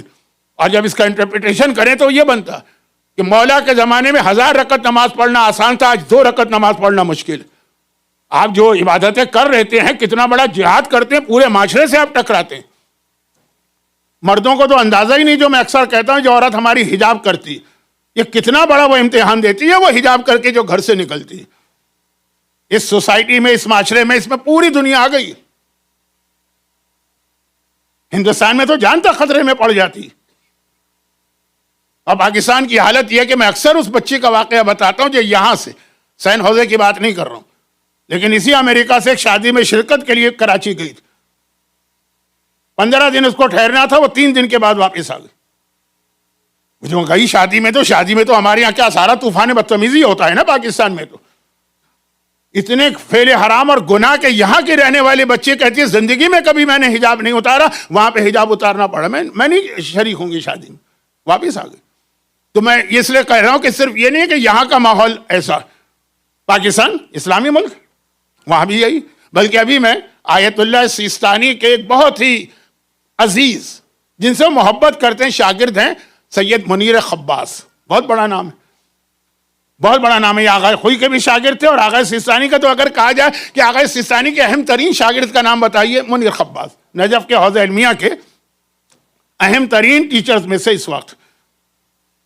ابھی ان کا میں کوسچن آنسر سیشن سن رہا تھا عربی میں، تو کسی نے سوال یہ کیا کہ اگر ہم یہاں وہ انگلینڈ میں تو بہت آتے ہیں، شاید امریکہ بھی آئے تھے، وہ مجھے یاد نہیں، کہ آپ ویسٹ میں ہیں، یہاں پرابلم ہو رہے ہیں، نئے نئے قانون بن رہے ہیں، مسئلہ ہو رہا ہے، تو ہم واپس وہاں جانا چاہتے ہیں، کیا واجب ہے ہم پر یا بہتر ہے؟ تو ان کا وہی جواب تھا جو میں نے ابھی کہا کہ آج کل دنیا گلوبل ولیج بن گئی ہے، یہاں اور وہاں میں کوئی فرق نہیں، مغرب اور مشرق میں کوئی فرق نہیں رہا. جو گناہ یہاں پہ ہوتے ہیں ویسے ہی وہاں پہ بھی ہو رہے ہیں، جو پابندیاں یہاں پر ہیں ویسی پابندیاں وہاں پر بھی. یہاں تو پھر بھی کہنے کو ایک آزادی ہوتی ہے، وہاں تو آزادی بھی نہیں ہے. کون روکتا ہے؟ حکومتیں نہیں، خاندان والے، کلاس فیلوز، کزنز. بہت بڑا یہ جہاد ہے. مجھے پتا ہے کہ عورتیں جو ایک حجاب کر لیتی ہیں وہ کتنی بڑی قربانی دے رہی ہیں. یہ آخری زمانے میں، پہلے زمانے میں نہیں تھا یہ. تو خلاصہ یہ ہے کہ آخری زمانے کا مومن وہ چھوٹی سی عبادت کرے گا، اس کو اجر و ثواب زیادہ ہوگا. اللہ کے یہاں کوانٹٹی نہیں دیکھی جاتی ہے، کوالٹی آف عبادت دیکھی جاتی ہے. تو وہ 2 رکعت نماز رشید حجری اپنی 1000 رکعت نماز سے بہتر قرار دے رہے ہیں، گرچہ ہمیں پتا ہے کہ رشید حجری آپ ان کا نام ہٹا کے حبیب ابن مظاہر کا نام رکھ لیں کہ حبیب ابن مظاہر کی نماز سے ہماری نماز تو بہتر نہیں ہوگی، لیکن وہ خود آپ کی تعریف کر رہے ہیں کہ آخری زمانہ اتنا مشکل ہوگا. تو جملہ کیا تھا؟ بھول گئے ہوں گے، میں یاد دلا دوں. جملہ یہ تھا کہ آخری زمانے میں وہ جب چوتھا امام کہہ رہا ہے کہ میرے پورے گھرانے کا انتقام میرا آخری وارث آ کے لے گا، اور نوجوان تڑپ جاتے ہیں کہ جلدی سے آ جائے یا ہمیں اس کا زمانہ مل جائے. تو کہا کہ نہیں، وہ مشکل ترین زمانہ ہوگا. ہاتھ میں آگ لے کے کھڑا ہونا آسان ہے، ایمان بچانا مشکل ہے. تو میں نے کہا تھا ایمان بچانا بھی مشکل ہے، جو ایمان بچا لیں گے ان کے لیے اپنا عمل بچانا مشکل ہوگا. اور وہ ایمان بچانے کے حوالے سے میں ایک جملہ کہہ دوں، یہ آپ کے لیے کم ہے، جو آن لائن کوئی سن رہا ہے اس کے لیے زیادہ ہے. کیونکہ سوال مجھ سے پوچھا گیا، ابھی میں اس سے پہلے ایک مجلس میں ایک دعا بتا کے آ رہا تھا، تو وہ اس دعا کے اندر ایک لفظ جو تھا اس کے بارے میں سوال مجھ سے کیا جا رہا ہے، اور وہ یہ ہے، اب یہ دعا بھی آج کا موضوع ہے، چوتھے امام کے حوالے سے دعا بھی. تو اب جو جہاں تک میری بات پہنچی، میں اس سے بیتوکی بات نہیں کہہ رہا ہوں، اسے ایک ربط دیتے ہوئے کہ امام معصوم نے یہ فرمایا کہ آخری زمانے میں ایمان بچانا بھی مشکل ہے اور عمل بچانا بھی. کچھ ایمان اپنا کھو بیٹھیں گے، کچھ ایمان بچا لیں گے، عمل کھو بیٹھیں گے. اب یہ عمل کھو بیٹھیں گے میں تو ساری چیزیں آتی ہیں جو ہماری قوم کی آج کل خرابیاں ہمارے سامنے آتی ہیں، چاہے وہ بے حجابی ہو، چاہے میوزک کنسرٹ ہو، چاہے وہ حرام کھانا ہو، چاہے وہ حرام کمانا ہو، چاہے وہ نمازوں کا قضا کرنا ہو. نمازیں خالی سینٹر میں تو واجب نہیں ہے نا کہ مجلس سے تو آپ نماز پڑھتے ہیں، گھر میں بھی اسی طرح واجب ہے، لیکن ذرا سا سینسیٹیو ایشو ہے. میں ایوائڈ نہیں کرنا چاہتا، ٹائم نہیں ہے، اس لیے میں سیدھا اس پہ آتا ہوں. ایمان کتنی اہم چیز. قرآن کریم کی ایک آیت ہے جس کے بارے میں اصول کافی کی والیوم میں، کافی ہمارے یہاں ایک بہت اہم کتاب ہے، گرچہ اس کی ہر حدیث صحیح نہیں ہے، لیکن بہرحال اس میں جو حدیث آئی ہے اس کا رتبہ دوسری حدیثوں سے زیادہ ہوتا. اس میں امام قرآن کریم کی ایک آیت کو کوٹ کر رہے ہیں اور بظاہر اس طرح سے بات کر رہے ہیں جیسے امام کو اس آیت پر اعتراض ہے، نعوذ باللہ. نہیں، وہ توجہ مجمع کی. سورہ مومن کی ایک آیت ہے، حضرت حزقیل فرعون کے فرسٹ کزن، مگر مومن، اپنا ایمان چھپائے ہوئے تھے، چنانچہ ان کا نام ہے مومن آل فرعون. جیسے حضرت ابو طالب کا لقب ہے مومن قریش، وہ مومن آل فرعون حزقیل. خالی فرسٹ کزن نہیں تھے، اس کے پرائم منسٹر بھی تھے. فرعون ساری دنیا سے اپنی خدائی منوا رہا ہے. اس کی اپنی فیملی میں 2 پرابلم آ گئے. ایک اس کی بیوی جناب آسیہ، میں نہیں مانوں گی تیری خدائی، کتنا بڑا امتحان دی آسیہ نے، وہ ایک الگ موضوع. اور ایک جناب حزقیل، تقیہ سے کام لے رہے تھے، لیکن تقیہ آدمی کتنا ہی کرے ایک وقت میں بات کبھی کھل جاتی ہے. جناب آسیہ کا بھی معاملہ کھلا تو شہید ہوئی، حزقیل کا بھی معاملہ کھلا، یہ بھی شہید ہوئی. لیکن اب مسئلہ یہ ہے کہ جب معاملہ کھل گیا اور اب پتا تھا کہ فرعون مجھے تو نہیں چھوڑے گا.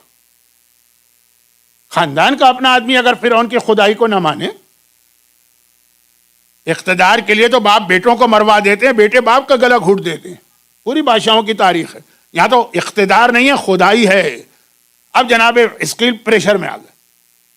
انہوں نے ایک جملہ کہا جو قرآن کریم کی آواز بن گئی, افوض امری الی اللہ ان اللہ بصیر بالعباد. میں اپنا معاملہ اللہ کے حوالے کرتا ہوں, اللہ ہی میری حالت جانتا ہے. قرآن نے کیا کہا اس کے فوراً بعد؟ یہ چوتھے امام کی وہ حدیث ہے نا کہ 4 دعائیں کیوں نہیں کرتے ہو, کیونکہ قرآن ان دعاؤں کے بعد اس کا نتیجہ فوراً دے رہا ہے. فوراً. عربی میں 2 لفظ ہیں ایک کے بعد دوسری چیز کے لیے. ایک کو کہتے ہیں سما, ہمارے یہاں ہوتا ہے نا آمین سما آمین, اس کا مطلب ہے کہ ایک کے بعد دوسری آمین لیکن تھوڑا گیپ. اور ایک لفظ ہے فا.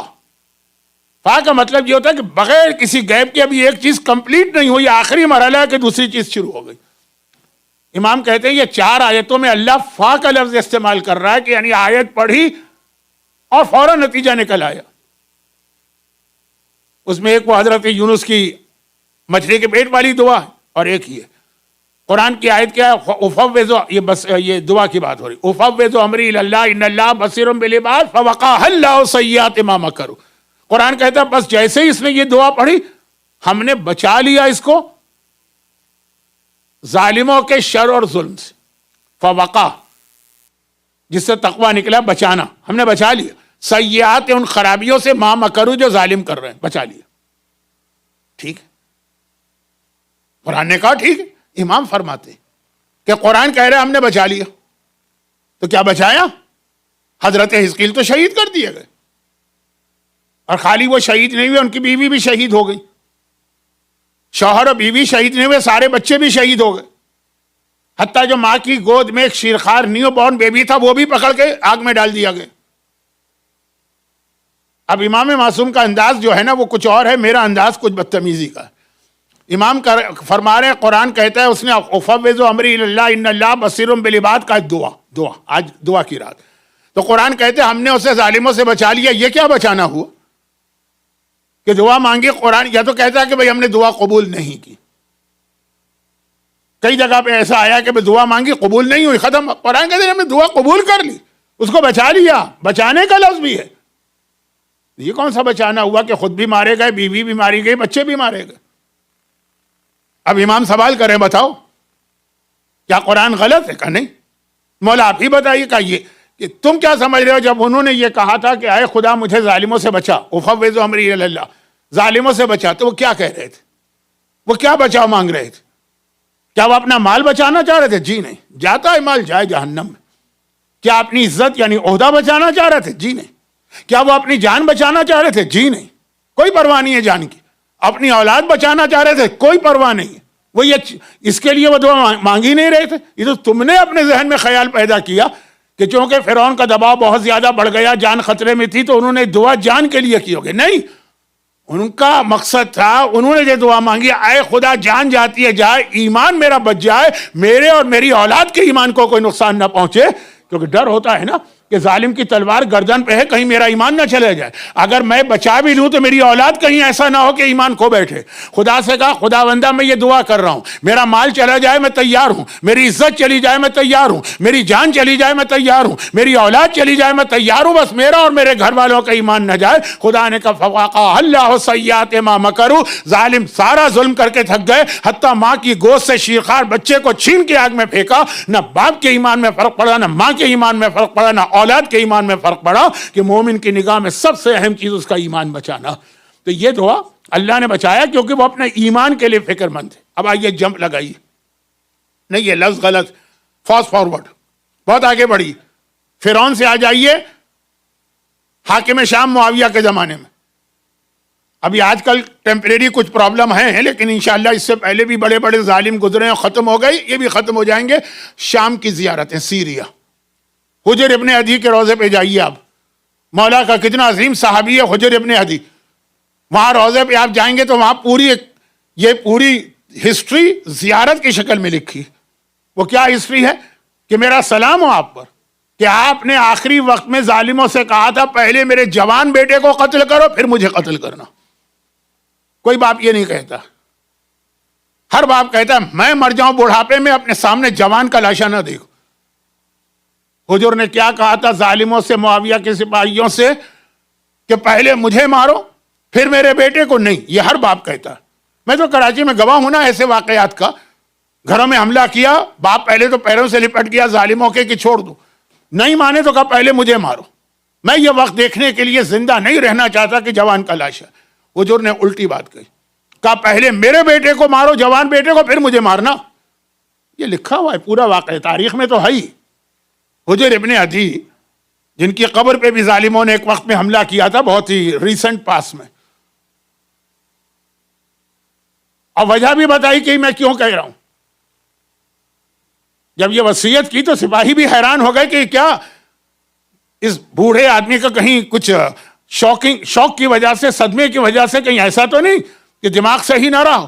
وجہ کیا ہے؟ کہ وجہ یہ ہے کہ جب تک میں زندہ ہوں, بیٹا میرے سامنے ہے نا, اسے ذرا میری ایک حیا ہوگی, شرم ہوگی, میرے خلاف نہیں جائے گا. لیکن اگر میں پہلے مر گیا تو بیٹے پہ کوئی پریشر نہیں رہے گا. مجھے ڈر ہے کہ کہیں وہ اپنا ایمان نہ بیچ دے اور حاکم شام سے نہ مل جائے ننگی تلوار کے سامنے. اچھوں کے ایمان چلے جاتے ہیں نا, وہ تو جوان ہے پوری زندگی باقی. تو میں چاہتا ہوں میرا بیٹا مر جائے وہ قبول ہے, لیکن اس کے ایمان میں کمی نہ آنے پائے. یہ عسقیل وہ دعا مانگی, وہاں سے حجر ابن عدی. لیکن یہ تو اہل بیت کی وہ خصوصیت ہے نا کہ ہر قربانی خود دیتے ہیں, پھر چاہنے والوں سے تقاضا کرتے ہیں کہ یہ قربانی تم بھی دو. البتہ دونوں میں زمین آسمان کا فرق ہے, ان کی قربانی ہماری قربانی. اگر حزقیل سے یہ قربانی مانگی گئی کہ تمہاری اولاد بھی مر رہی ہے ایمان بچاؤ, حجر ابن عدی سے قربانی مانگی تمہارا جوان بیٹا مر رہا ہے تمہارے سامنے, وہ خود حجر جب ٹریننگ مولا نے کر دی تو اب ہر جگہ مولا کو آ کے بتانے کی ضرورت نہیں. وَفَوِّضُ أَمْرِي إِلَى اللَّهِ إِنَّ اللَّهَ بَصِيرٌ بِالْعِبَادِ. میں مجھے چوتھے امام کا ایک واقعہ پڑھنا تھا لیکن ابھی اب وقت نہیں رہا. تو بہرحال دعا کی ایک اہمیت تو آ گئی کہ آپ دعا مانگے, اللہ فوراً اس کا نتیجہ نکالتا. مگر یہ جو پیغام تھا نا, یہ پیغام اپنے پیک پر پہنچا علی اکبر کی شہادت کی شکل میں. جب میدان کربلا میں آقا حسین نے کہا کہ حسین پہلے اپنے اکبر کا لاشا دیکھے گا پھر کسی کو میدان میں جانے کی اجازت دے گا. ایک حدیث میں اکثر پڑھتا ہوں, بہت پڑھتا ہوں, اس لیے اس کو دہراتے ہوئے ذرا سا مجھے شرمندگی ہو رہی. لیکن لوگ کہتے ہیں کہ نہیں مولانا آپ شرمندگی محسوس نہ کریں, آپ کے جو پوری مجلسی ریپیٹڈ ہوتی ہے تو ایک بات پہ کیوں شرمندگی, وہ پوری مجلسی ایسی ہوتی ہے. چلیں ٹھیک. جب اللہ کے رسول نے جبرائیل سے سوال کیا تھا کہ اے جبرائیل, فرشتے کبھی روتے ہیں اور کبھی ہنستے ہیں. فرشتے ان میں قوت شہوانی نہیں ہے, یعنی وہ قوت نہیں ہے جو آدمی کو خواہشات نفسانی والی, تو نہ رونا ہے نہ ہنسنا. لیکن بات کو سمجھانے کے لیے جبرائیل نے کہا نا کہ یا رسول اللہ, ہاں 3 موقع ایسے ہیں کہ فرشتے ہنستے ہیں, بہت زیادہ ہنستے ہیں, قہقہا لگاتے ہیں, اور 3 موقع ہیں جب فرشتے روتے ہیں. اب وہ ہنسنے والی بات تو میں بہت پڑھتا رہتا ہوں, چھوڑ دیجئے. رونے والی بات تو اس میں سے 3 میں سے پہلی بات ہی یہی تھی کہ ایک شخص نے اپنی زندگی میں بڑی زحمتیں کر کے, قربانیاں دے کے, محنت کر کے اپنے بیٹے کو پالا, اور یہ سوچ کے پالا کہ میں مروں گا تو میرا بیٹا میرا جنازہ اٹھائے گا, میری قبر میں اتارے گا, مجھے کندھا دے گا, بڑھاپے میں میرا سہارا بنے گا. 20 سال 22 سال اس کی تمناؤں کا مرکز, اور پتہ چلا کہ اینٹی کلائمیکس ہوا, باپ زندہ رہا اور بیٹا اس کے سامنے مر گیا. اب جو باپ کی حالت ہوتی ہے, وہ تمام مرثیے جو جناب علی اکبر کے حال میں لکھے گئے ہیں, ان کا آغاز جو ہوتا ہے نا کہ جوان پسر کا باپ کے سامنے مرنا, وہ جو کیفیت بتائی جاتی ہے. اور یہ وہ چیز ہے کہ جو الفاظ سے سمجھ میں بھی نہیں آتی. خدا نہ کرے اللہ کسی کا یہ امتحان لے اور اس کے اوپر یہ وقت آ جائے کہ جوان بیٹے کا لاشا اس بوڑھے باپ کو اپنے ہاتھوں سے اٹھانا پڑ رہا. بہت بڑا امتحان ہے. باپ کی حالت دیکھ کر فرشتے روتے. یہ امتحان میدان کربلا میں حسین نے دیا تھا. اور علی اکبر کون تھے؟ کل تھوڑا سا ذکر آیا تھا ہندا کا نا, بدر و احد کا انتقام لینے والی, جس کا باپ بہت مشہور ہے. ولید، عتبہ، شیبہ، ہمارے یہاں نام لیے جاتے ہیں. عتبہ اس کی بیٹی تھی، ابو سفیان کی بیوی تھی. کسی نے ایک سوال کیا، لیکن اب دیکھیے ہر سوال کا جواب تو میں نہیں دے سکتا اتنے سے وقت میں، کہ آپ نے کل ہندا کے 3 رشتے بتائے کہ باپ بھی مارا گیا، بھائی بھی مارا گیا، بیٹا بھی. شوہر تو رہ گیا. ہاں وہ شوہر رہ گیا، ابو سفیان نہیں تھا جنگ بدر میں. اللہ نے ابو سفیان کو کچھ اولادیں دی تھیں. ایک تو معاویہ جیسا ملعون قیامت تک کے لیے. 2 بیٹیاں تھیں. ایک بیٹی کی شادی رسول خدا سے ہوئی، ام حبیبہ، جن کی بہت ہی صاف ستھری زندگی ہے. صرف ایک واقعہ ان کی سیرت میں ذرا ملتا ہے کہ جب محمد ابن ابی بکر کی شہادت ہوئی تو انہوں نے باقاعدہ ایک بکرا بھون کر، ایک اچھا کھانا ہوتا ہے عرب میں، حضرت عائشہ کو بھجوایا تھا جن کے بھائی تھے محمد. ایک وہ اس واقعے کو چھوڑ کر باقی ان کی زندگی بہت اچھی زندگی ہے.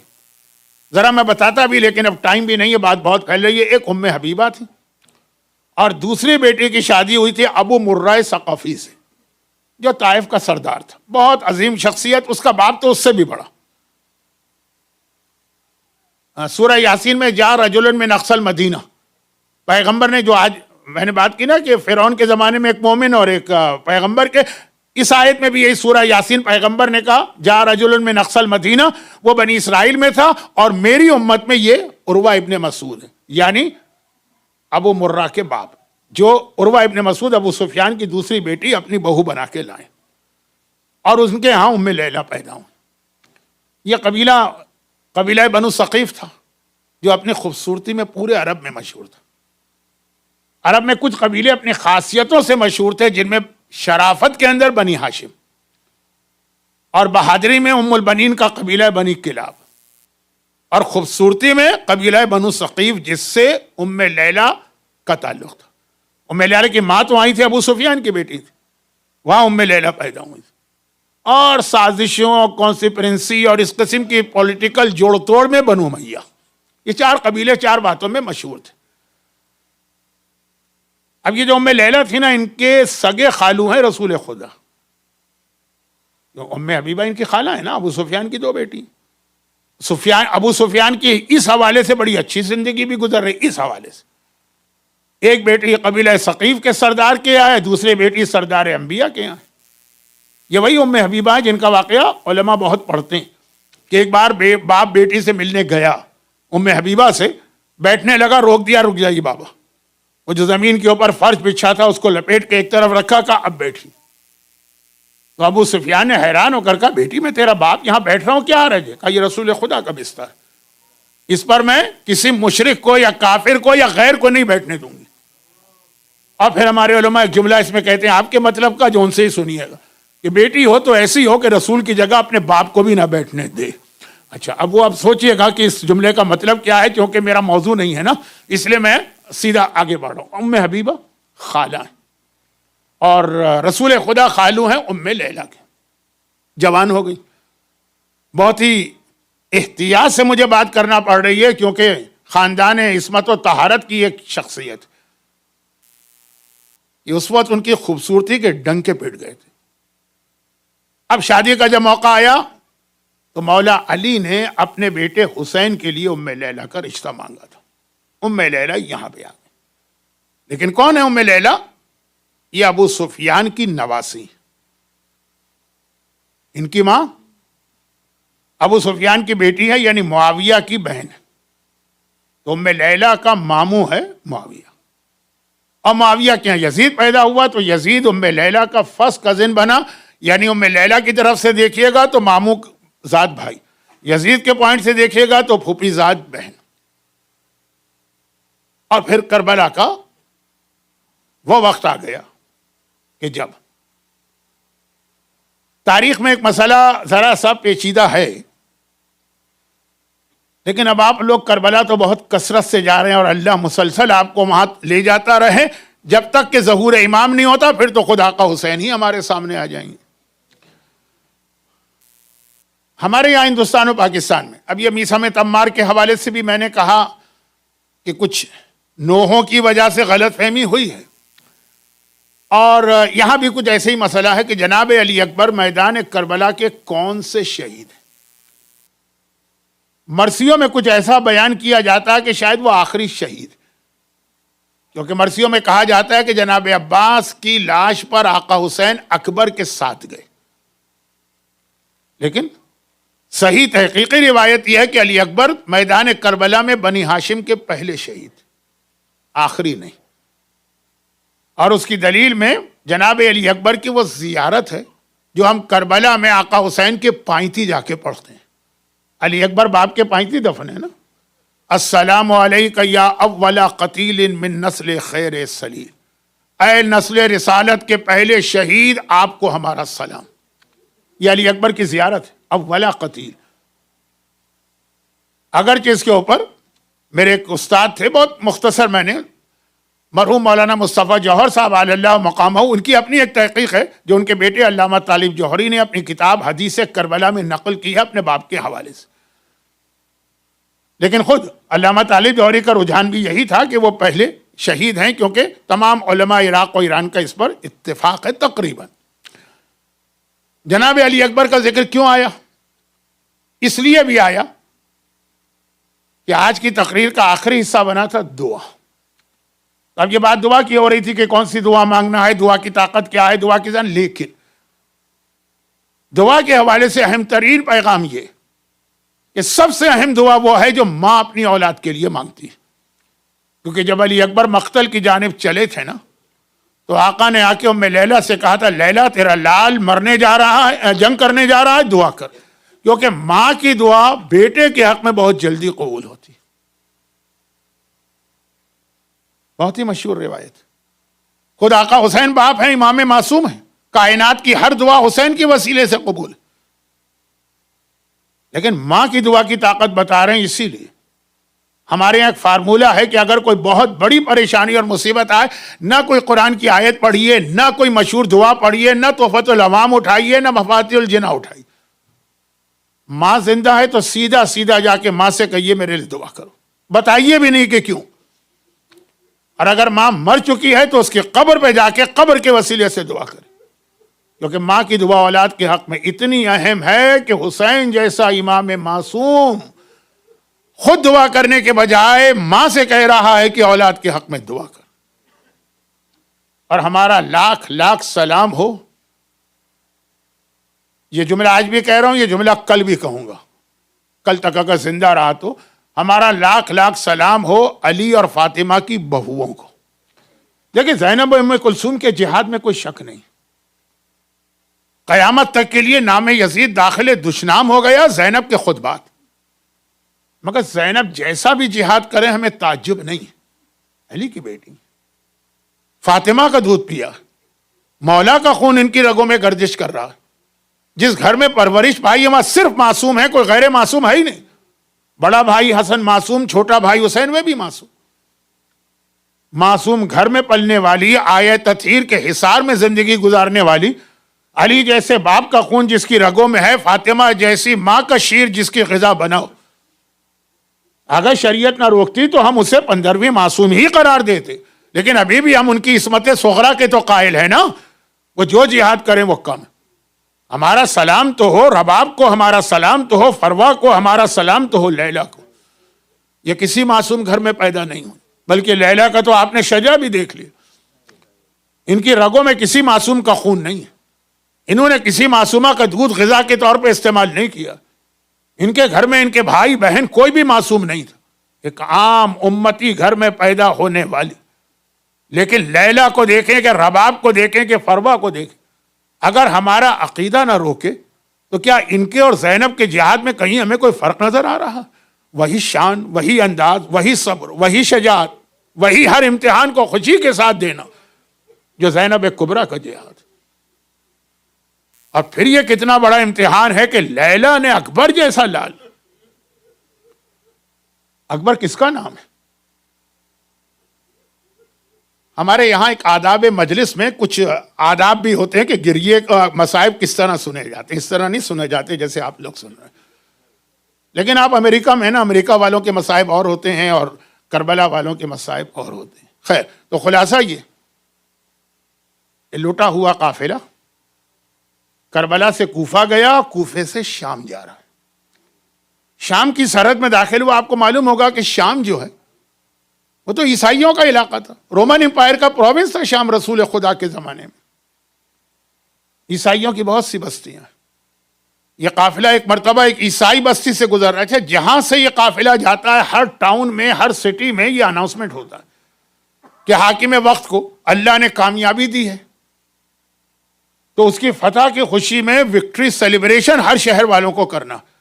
خالی یہ اعلان تو نہیں ہوتا، یہ بھی اعلان ہوتا کہ کامیابی دی ہے اور باغی مارے گئے ہیں تو ان کے گھر والے قیدی بنا کے لائے جا رہے ہیں۔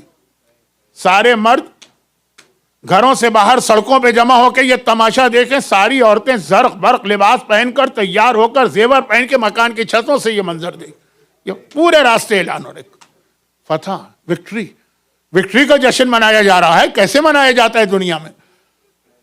تو آپ جتنے بھی گاؤں آ رہے ہیں راستے میں، تو ایک شہر ایسا آیا جو پورا عیسائیوں کا تھا، ان کا کیا تعلق اس مسئلے سے؟ وہ بھی مسلمان، یہ بھی مسلمان، ہمارا کیا تعلق؟ لیکن حاکم کا حکم بھی ہے اور خوشی کا موقع بھی۔ مرد بھی آ گئے سڑکوں پہ، عورتیں بھی مکان کی چھت پہ بیٹھ گئی۔ اب وہ بیٹھی ہیں کہ دیکھا ہے قافلہ نمودار ہوا، بہت دور سے کچھ اونٹ نظر آ رہے ہیں، نہ محملیں ہیں، نہ پالان ہیں، نہ کوئی اماریاں ہیں، کچھ بیبیاں اس کے اوپر سر جھکائے، بالوں سے چہرہ چھپائے، قید کے عالم میں بیٹھی۔ اچھا، قیدی اسی طرح لائے جاتے ہیں، مگر یہ دیکھا کہ ان کے آگے آگے کئی نیزے چل رہے ہیں اور ہر نیزے پہ کوئی نہ کوئی کٹا ہوا سر نظر آ رہا۔ ٹھیک ہے، ایک ایک سر کو دیکھتی جا رہی ہیں یہ عورتیں، یہ ساری عیسائی عورتیں، باتیں بھی چل رہی ہیں، ہنسی مذاق بھی ہو رہا ہے، وہ بھی دیکھ رہی ہیں۔ ایک مرتبہ کسی کی نگاہ علی اکبر کے کٹے ہوئے سر پہ پڑ گئی۔ جیسے ہی اس عیسائی عورت نے دیکھا، بے اختیار کا اللہ کرے اس جوان کی ماں مر چکی ہو۔ یہ جملہ لیلا نے سنا، چونک کے سر اٹھایا اور کہا کہ آخر تجھے اس جوان کی ماں سے کیا عداوت ہے کہ اس کی موت کی دعا کر رہی؟ کہا نہیں، میں اس لیے نہیں کہہ رہی ہوں، میں کہہ رہی ہوں ہم غیر ہیں، ہم دشمن ہیں، ہمارا عقیدہ الگ ہے، مگر 18 سال کے اس مہلکہ کا کٹا سر ہم سے نہیں دیکھا جا رہا۔ جوان کی ماں زندہ ہوگی تو کس دل سے اس نے اپنے اس لال کا کٹا سر دیکھا ہوگا؟ مگر اے عیسائی عورت، تو اپنے ذہن سے سوچ رہی، کربلا کی لیلا کچھ شخصیت ہی کوئی اور تھی۔ اکبر کا لاشا آیا، سب سے پہلا سجدہ شکر لیلا نے ادا کیا تھا۔ روایتوں میں جملے ملتے ہیں نا کہ جناب علی اکبر جب مقتل گئے تھے نا، تو آقا حسین کے حوالے سے کچھ ایسے واقعات ملتے ہیں جو کسی اور شہید کے حوالے سے نہیں ملتے ہیں۔ کربلا میں 18 جوانان بنی ہاشم مرے ہیں، حسین کے اصحاب مارے گئے ہیں، جو ان کو کتنا احترام دیا آقا نے، لیکن اکبر کا موقع ہی کچھ اور تھا۔ روایتوں کا جملہ کہ جب علی اکبر خیمے میں گئے تھے اور خاصی دیر ہو گئی، باہر نہیں آئے، بار بار خیمے کا پردہ اٹھتا تھا، بار بار خیمے کا پردہ گرتا تھا۔ حمید ابن مسلم جو فوج یزید کا رپورٹر ہے، وہ حیران ہے کہ کیا بات ہے، یہ باہر آنا چاہتا ہے پھر واپس چلا جاتا ہے، آنا چاہتا ہے پھر واپس چلا جاتا ہے۔ پتا چلا کہ جیسے ہی اکبر باہر نکلنا چاہتے ہیں، کبھی کوئی بہن آ کے لپٹ جاتی ہے، کوئی پھپھی آ کے کلیجے سے لگا لیتی، اکبر بیٹا ایک بار اور اپنی چہرے کی زیارت کرا لو۔ یہاں تک کہ حسین کو کہنا پڑا، بیویوں مسافر کا راستہ نہ روکو، دیر ہو رہی۔ لیکن یاد رکھیں 30,000 کی فوج ہے، جو منیمم تعداد ہے 30,000۔ اکبر کے لیے اس کا مقابلہ مشکل نہیں۔ عبد الرزاق المقرم عراق ایک بہت بڑے خطیب، ان کی ایک کتاب ہے مقتل حسین، ہمارے زمانے کے ہیں بہت، اس میں یہ روایت، اکبر کے لیے 30,000 کا لشکر کوئی مسئلہ نہیں۔ حیدر کرار کا پوتا ہے، فاتح خیبر کا پوتا ہے، شیر خدا کا پوتا ہے۔ اکبر کا بڑا امتحان کیا، جس نے زندگی بھر مجھے ماں سے زیادہ محبت دی اور مجھے اپنی گودیوں میں پالا ہے، اس پھوپھی کو جا کے کیسے بتاؤں کہ اب میں مرنے جا رہا ہوں؟ زینب نے ہی اکبر کو پالا ہے نا، لیلا کا بیٹا تھا لیکن ہر وقت رہتا شہزادی کے پاس تھا۔ چنانچہ اکبر اب سوچتے ہوئے آئے کہ پھوپھی سے کیسے اجازت لوں۔ جیسے ہی پھوپھی کے خیمے میں داخل ہوئے، دیکھا زینب زمین پہ بیٹھی، اکبر بھی جا کے پھوپھی کی گود میں سر رکھ کے لیٹ گئے۔ زینب کو پیار آنے لگا، اپنے انگلیوں سے اکبر کے بالوں میں کنگھی کر رہی ہیں۔ اکبر بیٹا اس وقت کیوں آئے؟ کہا پھوپھی اماں ایک بہت بڑا مسئلہ پیش آ گیا، اس کا جواب لینے آیا۔ زینب نے کہا بیٹا یہ کوئی مسئلہ پوچھنے کا وقت نہیں ہے، جہاد پورے عروج پر تھا اس وقت۔ کہا نہیں پھوپھی اماں ایک مسئلہ بہت ضروری ہے آپ سے پوچھنا۔ تیرا باپ امام وقت ہے, تیرا باپ امام زمانہ ہے, مسئلہ پوچھنا ہے تو اپنے باپ سے پوچھ کر نہیں. پھوپھی اماں جب سے ہوش سنبھالا ہے, جو مانگا آپ سے مانگا, جو پوچھا آپ سے پوچھا. یہ مسئلہ بھی آپ بتائیں گی. زینب نے کہا اچھا اکبر بیٹا جلدی سے بتا کیا مسئلہ. اکبر نے کہا پھوپھی اماں صرف اتنا بتا دیجئے کہ آپ کا رتبہ زیادہ ہے کہ میری دادی فاطمہ زہرا کا رتبہ زیادہ. اللہ, یہ جملہ تھا. زینب تڑپ کے زمین سے کھڑی ہو گئی, گھبرا کے کہا اکبر بیٹا سمجھدار ہو کے کیسا سوال کر رہا ہے. کہا شہزادی فاطمہ, کہا میں ان کی ایک ادنا کنیز. اکبر نے کہا تو پھوپھی اماں اگر ایسی بات ہے تو آج ایک کام کریں, دادی فاطمہ کے بیٹے پر اپنے بیٹے کو قربان کر دیں. زینب نے تڑپ کے کہا اکبر کوئی آ کے مجھ سے کہتا کہ تو مرنے جا رہا ہے, تیری پھوپھی تجھ سے پہلے مر جاتی, لیکن اس طرح سے تو نے کہا کہ جا بیٹا خدا حافظ. اور اکبر اب چلے. میں نے کہا نا کہ خیمے کا پردہ اٹھنا اور گرنا کسی اور شہید میں نہیں, صرف اکبر میں. اور اس کے بعد بھی سنیے, اکبر چلے. حسین نے کسی اور شہید کے موقع پہ کیا, عمر سعد کو بددعا دی تھی. اکبر کے موقع پہ کہا اے عمر سعد, تو میری نسل کو ختم کر رہا ہے, خدا تیری نسل کو قیامت تک کے لیے منقطع کر دے. کیا کسی اور شہید کے لیے کہا تھا خدا بندہ اب میں اپنے اس بیٹے کو تیرے راہ میں بھیج رہا ہوں جو صورت و سیرت میں میرے نانا رسول خدا کی شبیہ نہیں. اور جملہ سنی, اکبر گھوڑے پہ سوار ہو کے چلے. گھوڑا مقتل جا رہا ہے, اکبر کو ایسا لگا کوئی میرے پیچھے پیچھے آ رہا. مڑ کے دیکھا تو کیا دیکھا کہ میرا بوڑھا بابا 57 سال کا ضعیف امام میری سواری کے پیچھے پیدل چل رہا ہے. اور خالی یہ نہیں ہے, جیسے جیسے میں گھوڑے کی رفتار بڑھا رہا ہوں حسین اپنی رفتار بڑھا رہے ہیں. اکبر جیسا غیرت مند بیٹا گھوڑا روکا, گھوڑے سے اترے, کہا بابا یہ آپ کیا کر رہے ہیں. اکبر کا یہ جملہ بھی آپ نے بہت سنا, حسین کا جملہ بھی بہت سنا ہے نا, اکبر تیرا کوئی جوان بیٹا نہیں ہے, اس لیے تجھے نہیں پتا کہ بوڑھے باپ کے دل پہ کیا گزر رہی ہے. اکبر نے ہاتھ جوڑے, لیکن بابا اگر آپ اس طرح میری سواری کے پیچھے آئے تو میں تو مقتل نہیں جا سکتا ہوں. کہا اچھا میں ٹھہر جاتا ہوں, جا. اب میں بہت مختصر بات کرتا ہوں. جن کے جوان بیٹے ہیں وہ سمجھ رہے ہوں گے کہ باپ کے دل پہ کیا قیامت گزر رہی ہے. حسین قریب جا کے ایک ٹیلے پہ بیٹھ گئے. اکبر گھوڑے پہ سوار ہوئے, حسین قریب ایک ٹیلا تھا تلہ زینبیہ, اس پہ جا کے بیٹھ گئے. زینب خیمے سے باہر تو نہیں آتی, وہ در خیمہ پر پردہ پکڑ کے کھڑی ہو گئی. لیلا اپنے خیمے میں ہے, وہ مسلح بچھا کے کھڑی ہو گئی. اب اکبر کی نگاہیں فوج پر ہیں, حسین کی نگاہیں اکبر پر, زینب کی نگاہیں حسین پر, لیلا کی نگاہیں زینب پر. شیر خدا کے پوتے کا جہاد میں کیا بیان کروں, پوری رات بھی بیان کروں تو کم ہے. لیکن ایک وقت آ گیا کہ اکبر گھوڑے سے زمین کربلا پہ گرے, حسین ٹیلے سے نیچے گرے, زینب در خیمہ پر گری, لیلا شکر کے سجدے میں گری, شکرن للہ میری کمائی کامیاب ہوئی. اور حسین گر کے سنبھلے. ایک مرتبہ کا اکبر بیٹا مجھے آواز دے تاکہ تیرا باپ تیرے پاس آئے, مجھے کچھ نظر نہیں آ رہا, میری بینائی چلی گئی کچھ دیر کے لیے, میرا مظلوم آقا. اکبر نے آواز دی الیہ الیہ. خدا آپ کو کتنی بار مقام علی اکبر پہ لے کے گیا. جہاں پہ آج مقام علی اکبر ہے وہاں پہ 18 سال کا جوان کلیجے میں برچی کا پھل تڑپ رہا, لیکن دونوں ہاتھ سینے پہ رکھے. حسین قریب پہنچی اور ایک مرتبہ کا اکبر بیٹا میں تجھے خیموں میں لے جانا چاہتا ہوں. یہ کہہ کہ حسین نے اکبر کو اٹھانا چاہا. اللہ, میرا بوڑھا امام, میرا ضعیف امام, 18 سال کا جوان اٹھایا نہ گیا. ایک ہاتھ گردن کے نیچے, ایک ہاتھ پیروں کے نیچے. ایک مرتبہ اٹھانا چاہا, ہاتھ کانپے, اکبر دوبارہ زمین پر. 3 بار کوشش کی, چوتھی بار کا اکبر بیٹا تم بھی تو باپ کی مدد کرو. بابا میں کیا مدد کروں, کہ اپنے ہاتھ کم از کم میری گردن میں تو ڈال لو نا تاکہ تمہیں اٹھا لوں. اکبر نے اپنا ایک ہاتھ حسین کی گردن میں ڈالا. حسین نے کہا اکبر دوسرا ہاتھ. کہا بابا یہ دوسرا ہاتھ سینے سے ہٹانا نہیں چاہتا ہوں. بھائی یہ سننا تھا, میرا صابر امام پیچھے ہٹا. کہا اکبر یہ تو نے کیا کہہ دیا, کیا تجھے نہیں پتا تیرا باپ کتنا صابر ہے, یہ دوسرا ہاتھ بھی سینے سے ہٹا. اکبر نے دوسرا ہاتھ ہٹایا, بوڑھے باپ کی آنکھوں کے سامنے کلیجے میں پیوس برچھی کا ٹوٹا ہوا پھل نظر آ رہا. اکبر بیٹا بس اتنی سی بات, اتنی سی بات. یہ کہے کہ میرا مولا اس طرح اکبر کے سینے کے قریب دوزانوں بیٹھا جیسے آپ نماز کے تشہد میں بیٹھتے. میرا دل چاہتا ہے میں آ کے کہوں کہ یا رسول اللہ ذرا جلدی سے کربلا کے میدان میں آئیے، مگر اکیلے نہیں آئیے گا، خلیل خدا ابراہیم کو لے کے آئیے گا۔ ابراہیم آ کے دیکھے کربلا میں، یہ کربلا کا اسماعیل ہے، مگر بوڑھے باپ کی آنکھوں پہ پٹی نہیں ہے، ہاتھوں میں راشا نہیں ہے، ایک مرتبہ جوان کے سینے سے برچھی نکالنا چاہیے، مگر ادھر حسین نے برچھی کو ہلایا، ادھر اکبر کا کلیجہ ہلا۔ کلیجے کا ہلنا ہے، ایک مرتبہ اکبر کا جسم ہلا، جسم کا ہلنا ہے، زمین کربلا ہلی، زمین کربلا کا ہلنا ہے، خیمے ہلے۔ زینب کی آواز آئی، بھیا اگر مدد کی ضرورت ہے تو بہن آ رہی ہے۔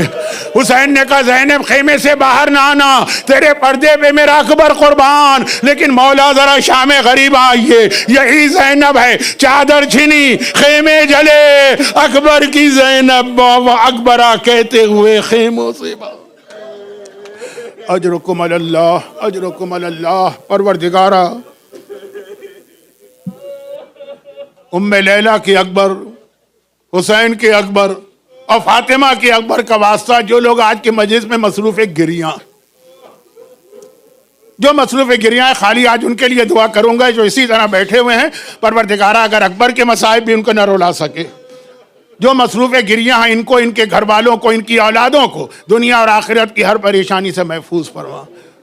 اور پروردگارہ جن مومنین کرام کے دل مصائب پہ بھی نہیں روتے، ان کے دلوں کو اتنا نرم بنا کہ حسین مظلوم اور اس کے خاندان کی قربانیوں کا احساس کر کے اپنے آنسوؤں کو رومال زہرا میں جمع کر کے قیامت میں شفاعت کا ذریعہ بنائے۔ پروردگارہ صاحبان ایمان جو آج کی مجلس میں ہیں، مومنین اور مومنات، ان کے خاندان کے تمام مرحومین کی مغفرت فرما، ان کی تمام حاجتیں پوری فرما، ان مظالم کے انتقام کے لیے وارث معصومین امام زمانہ کے ظہور میں تعجیل فرما۔ ربنا تقبل منا انک انت السمیع العلیم۔ ماتم حسین۔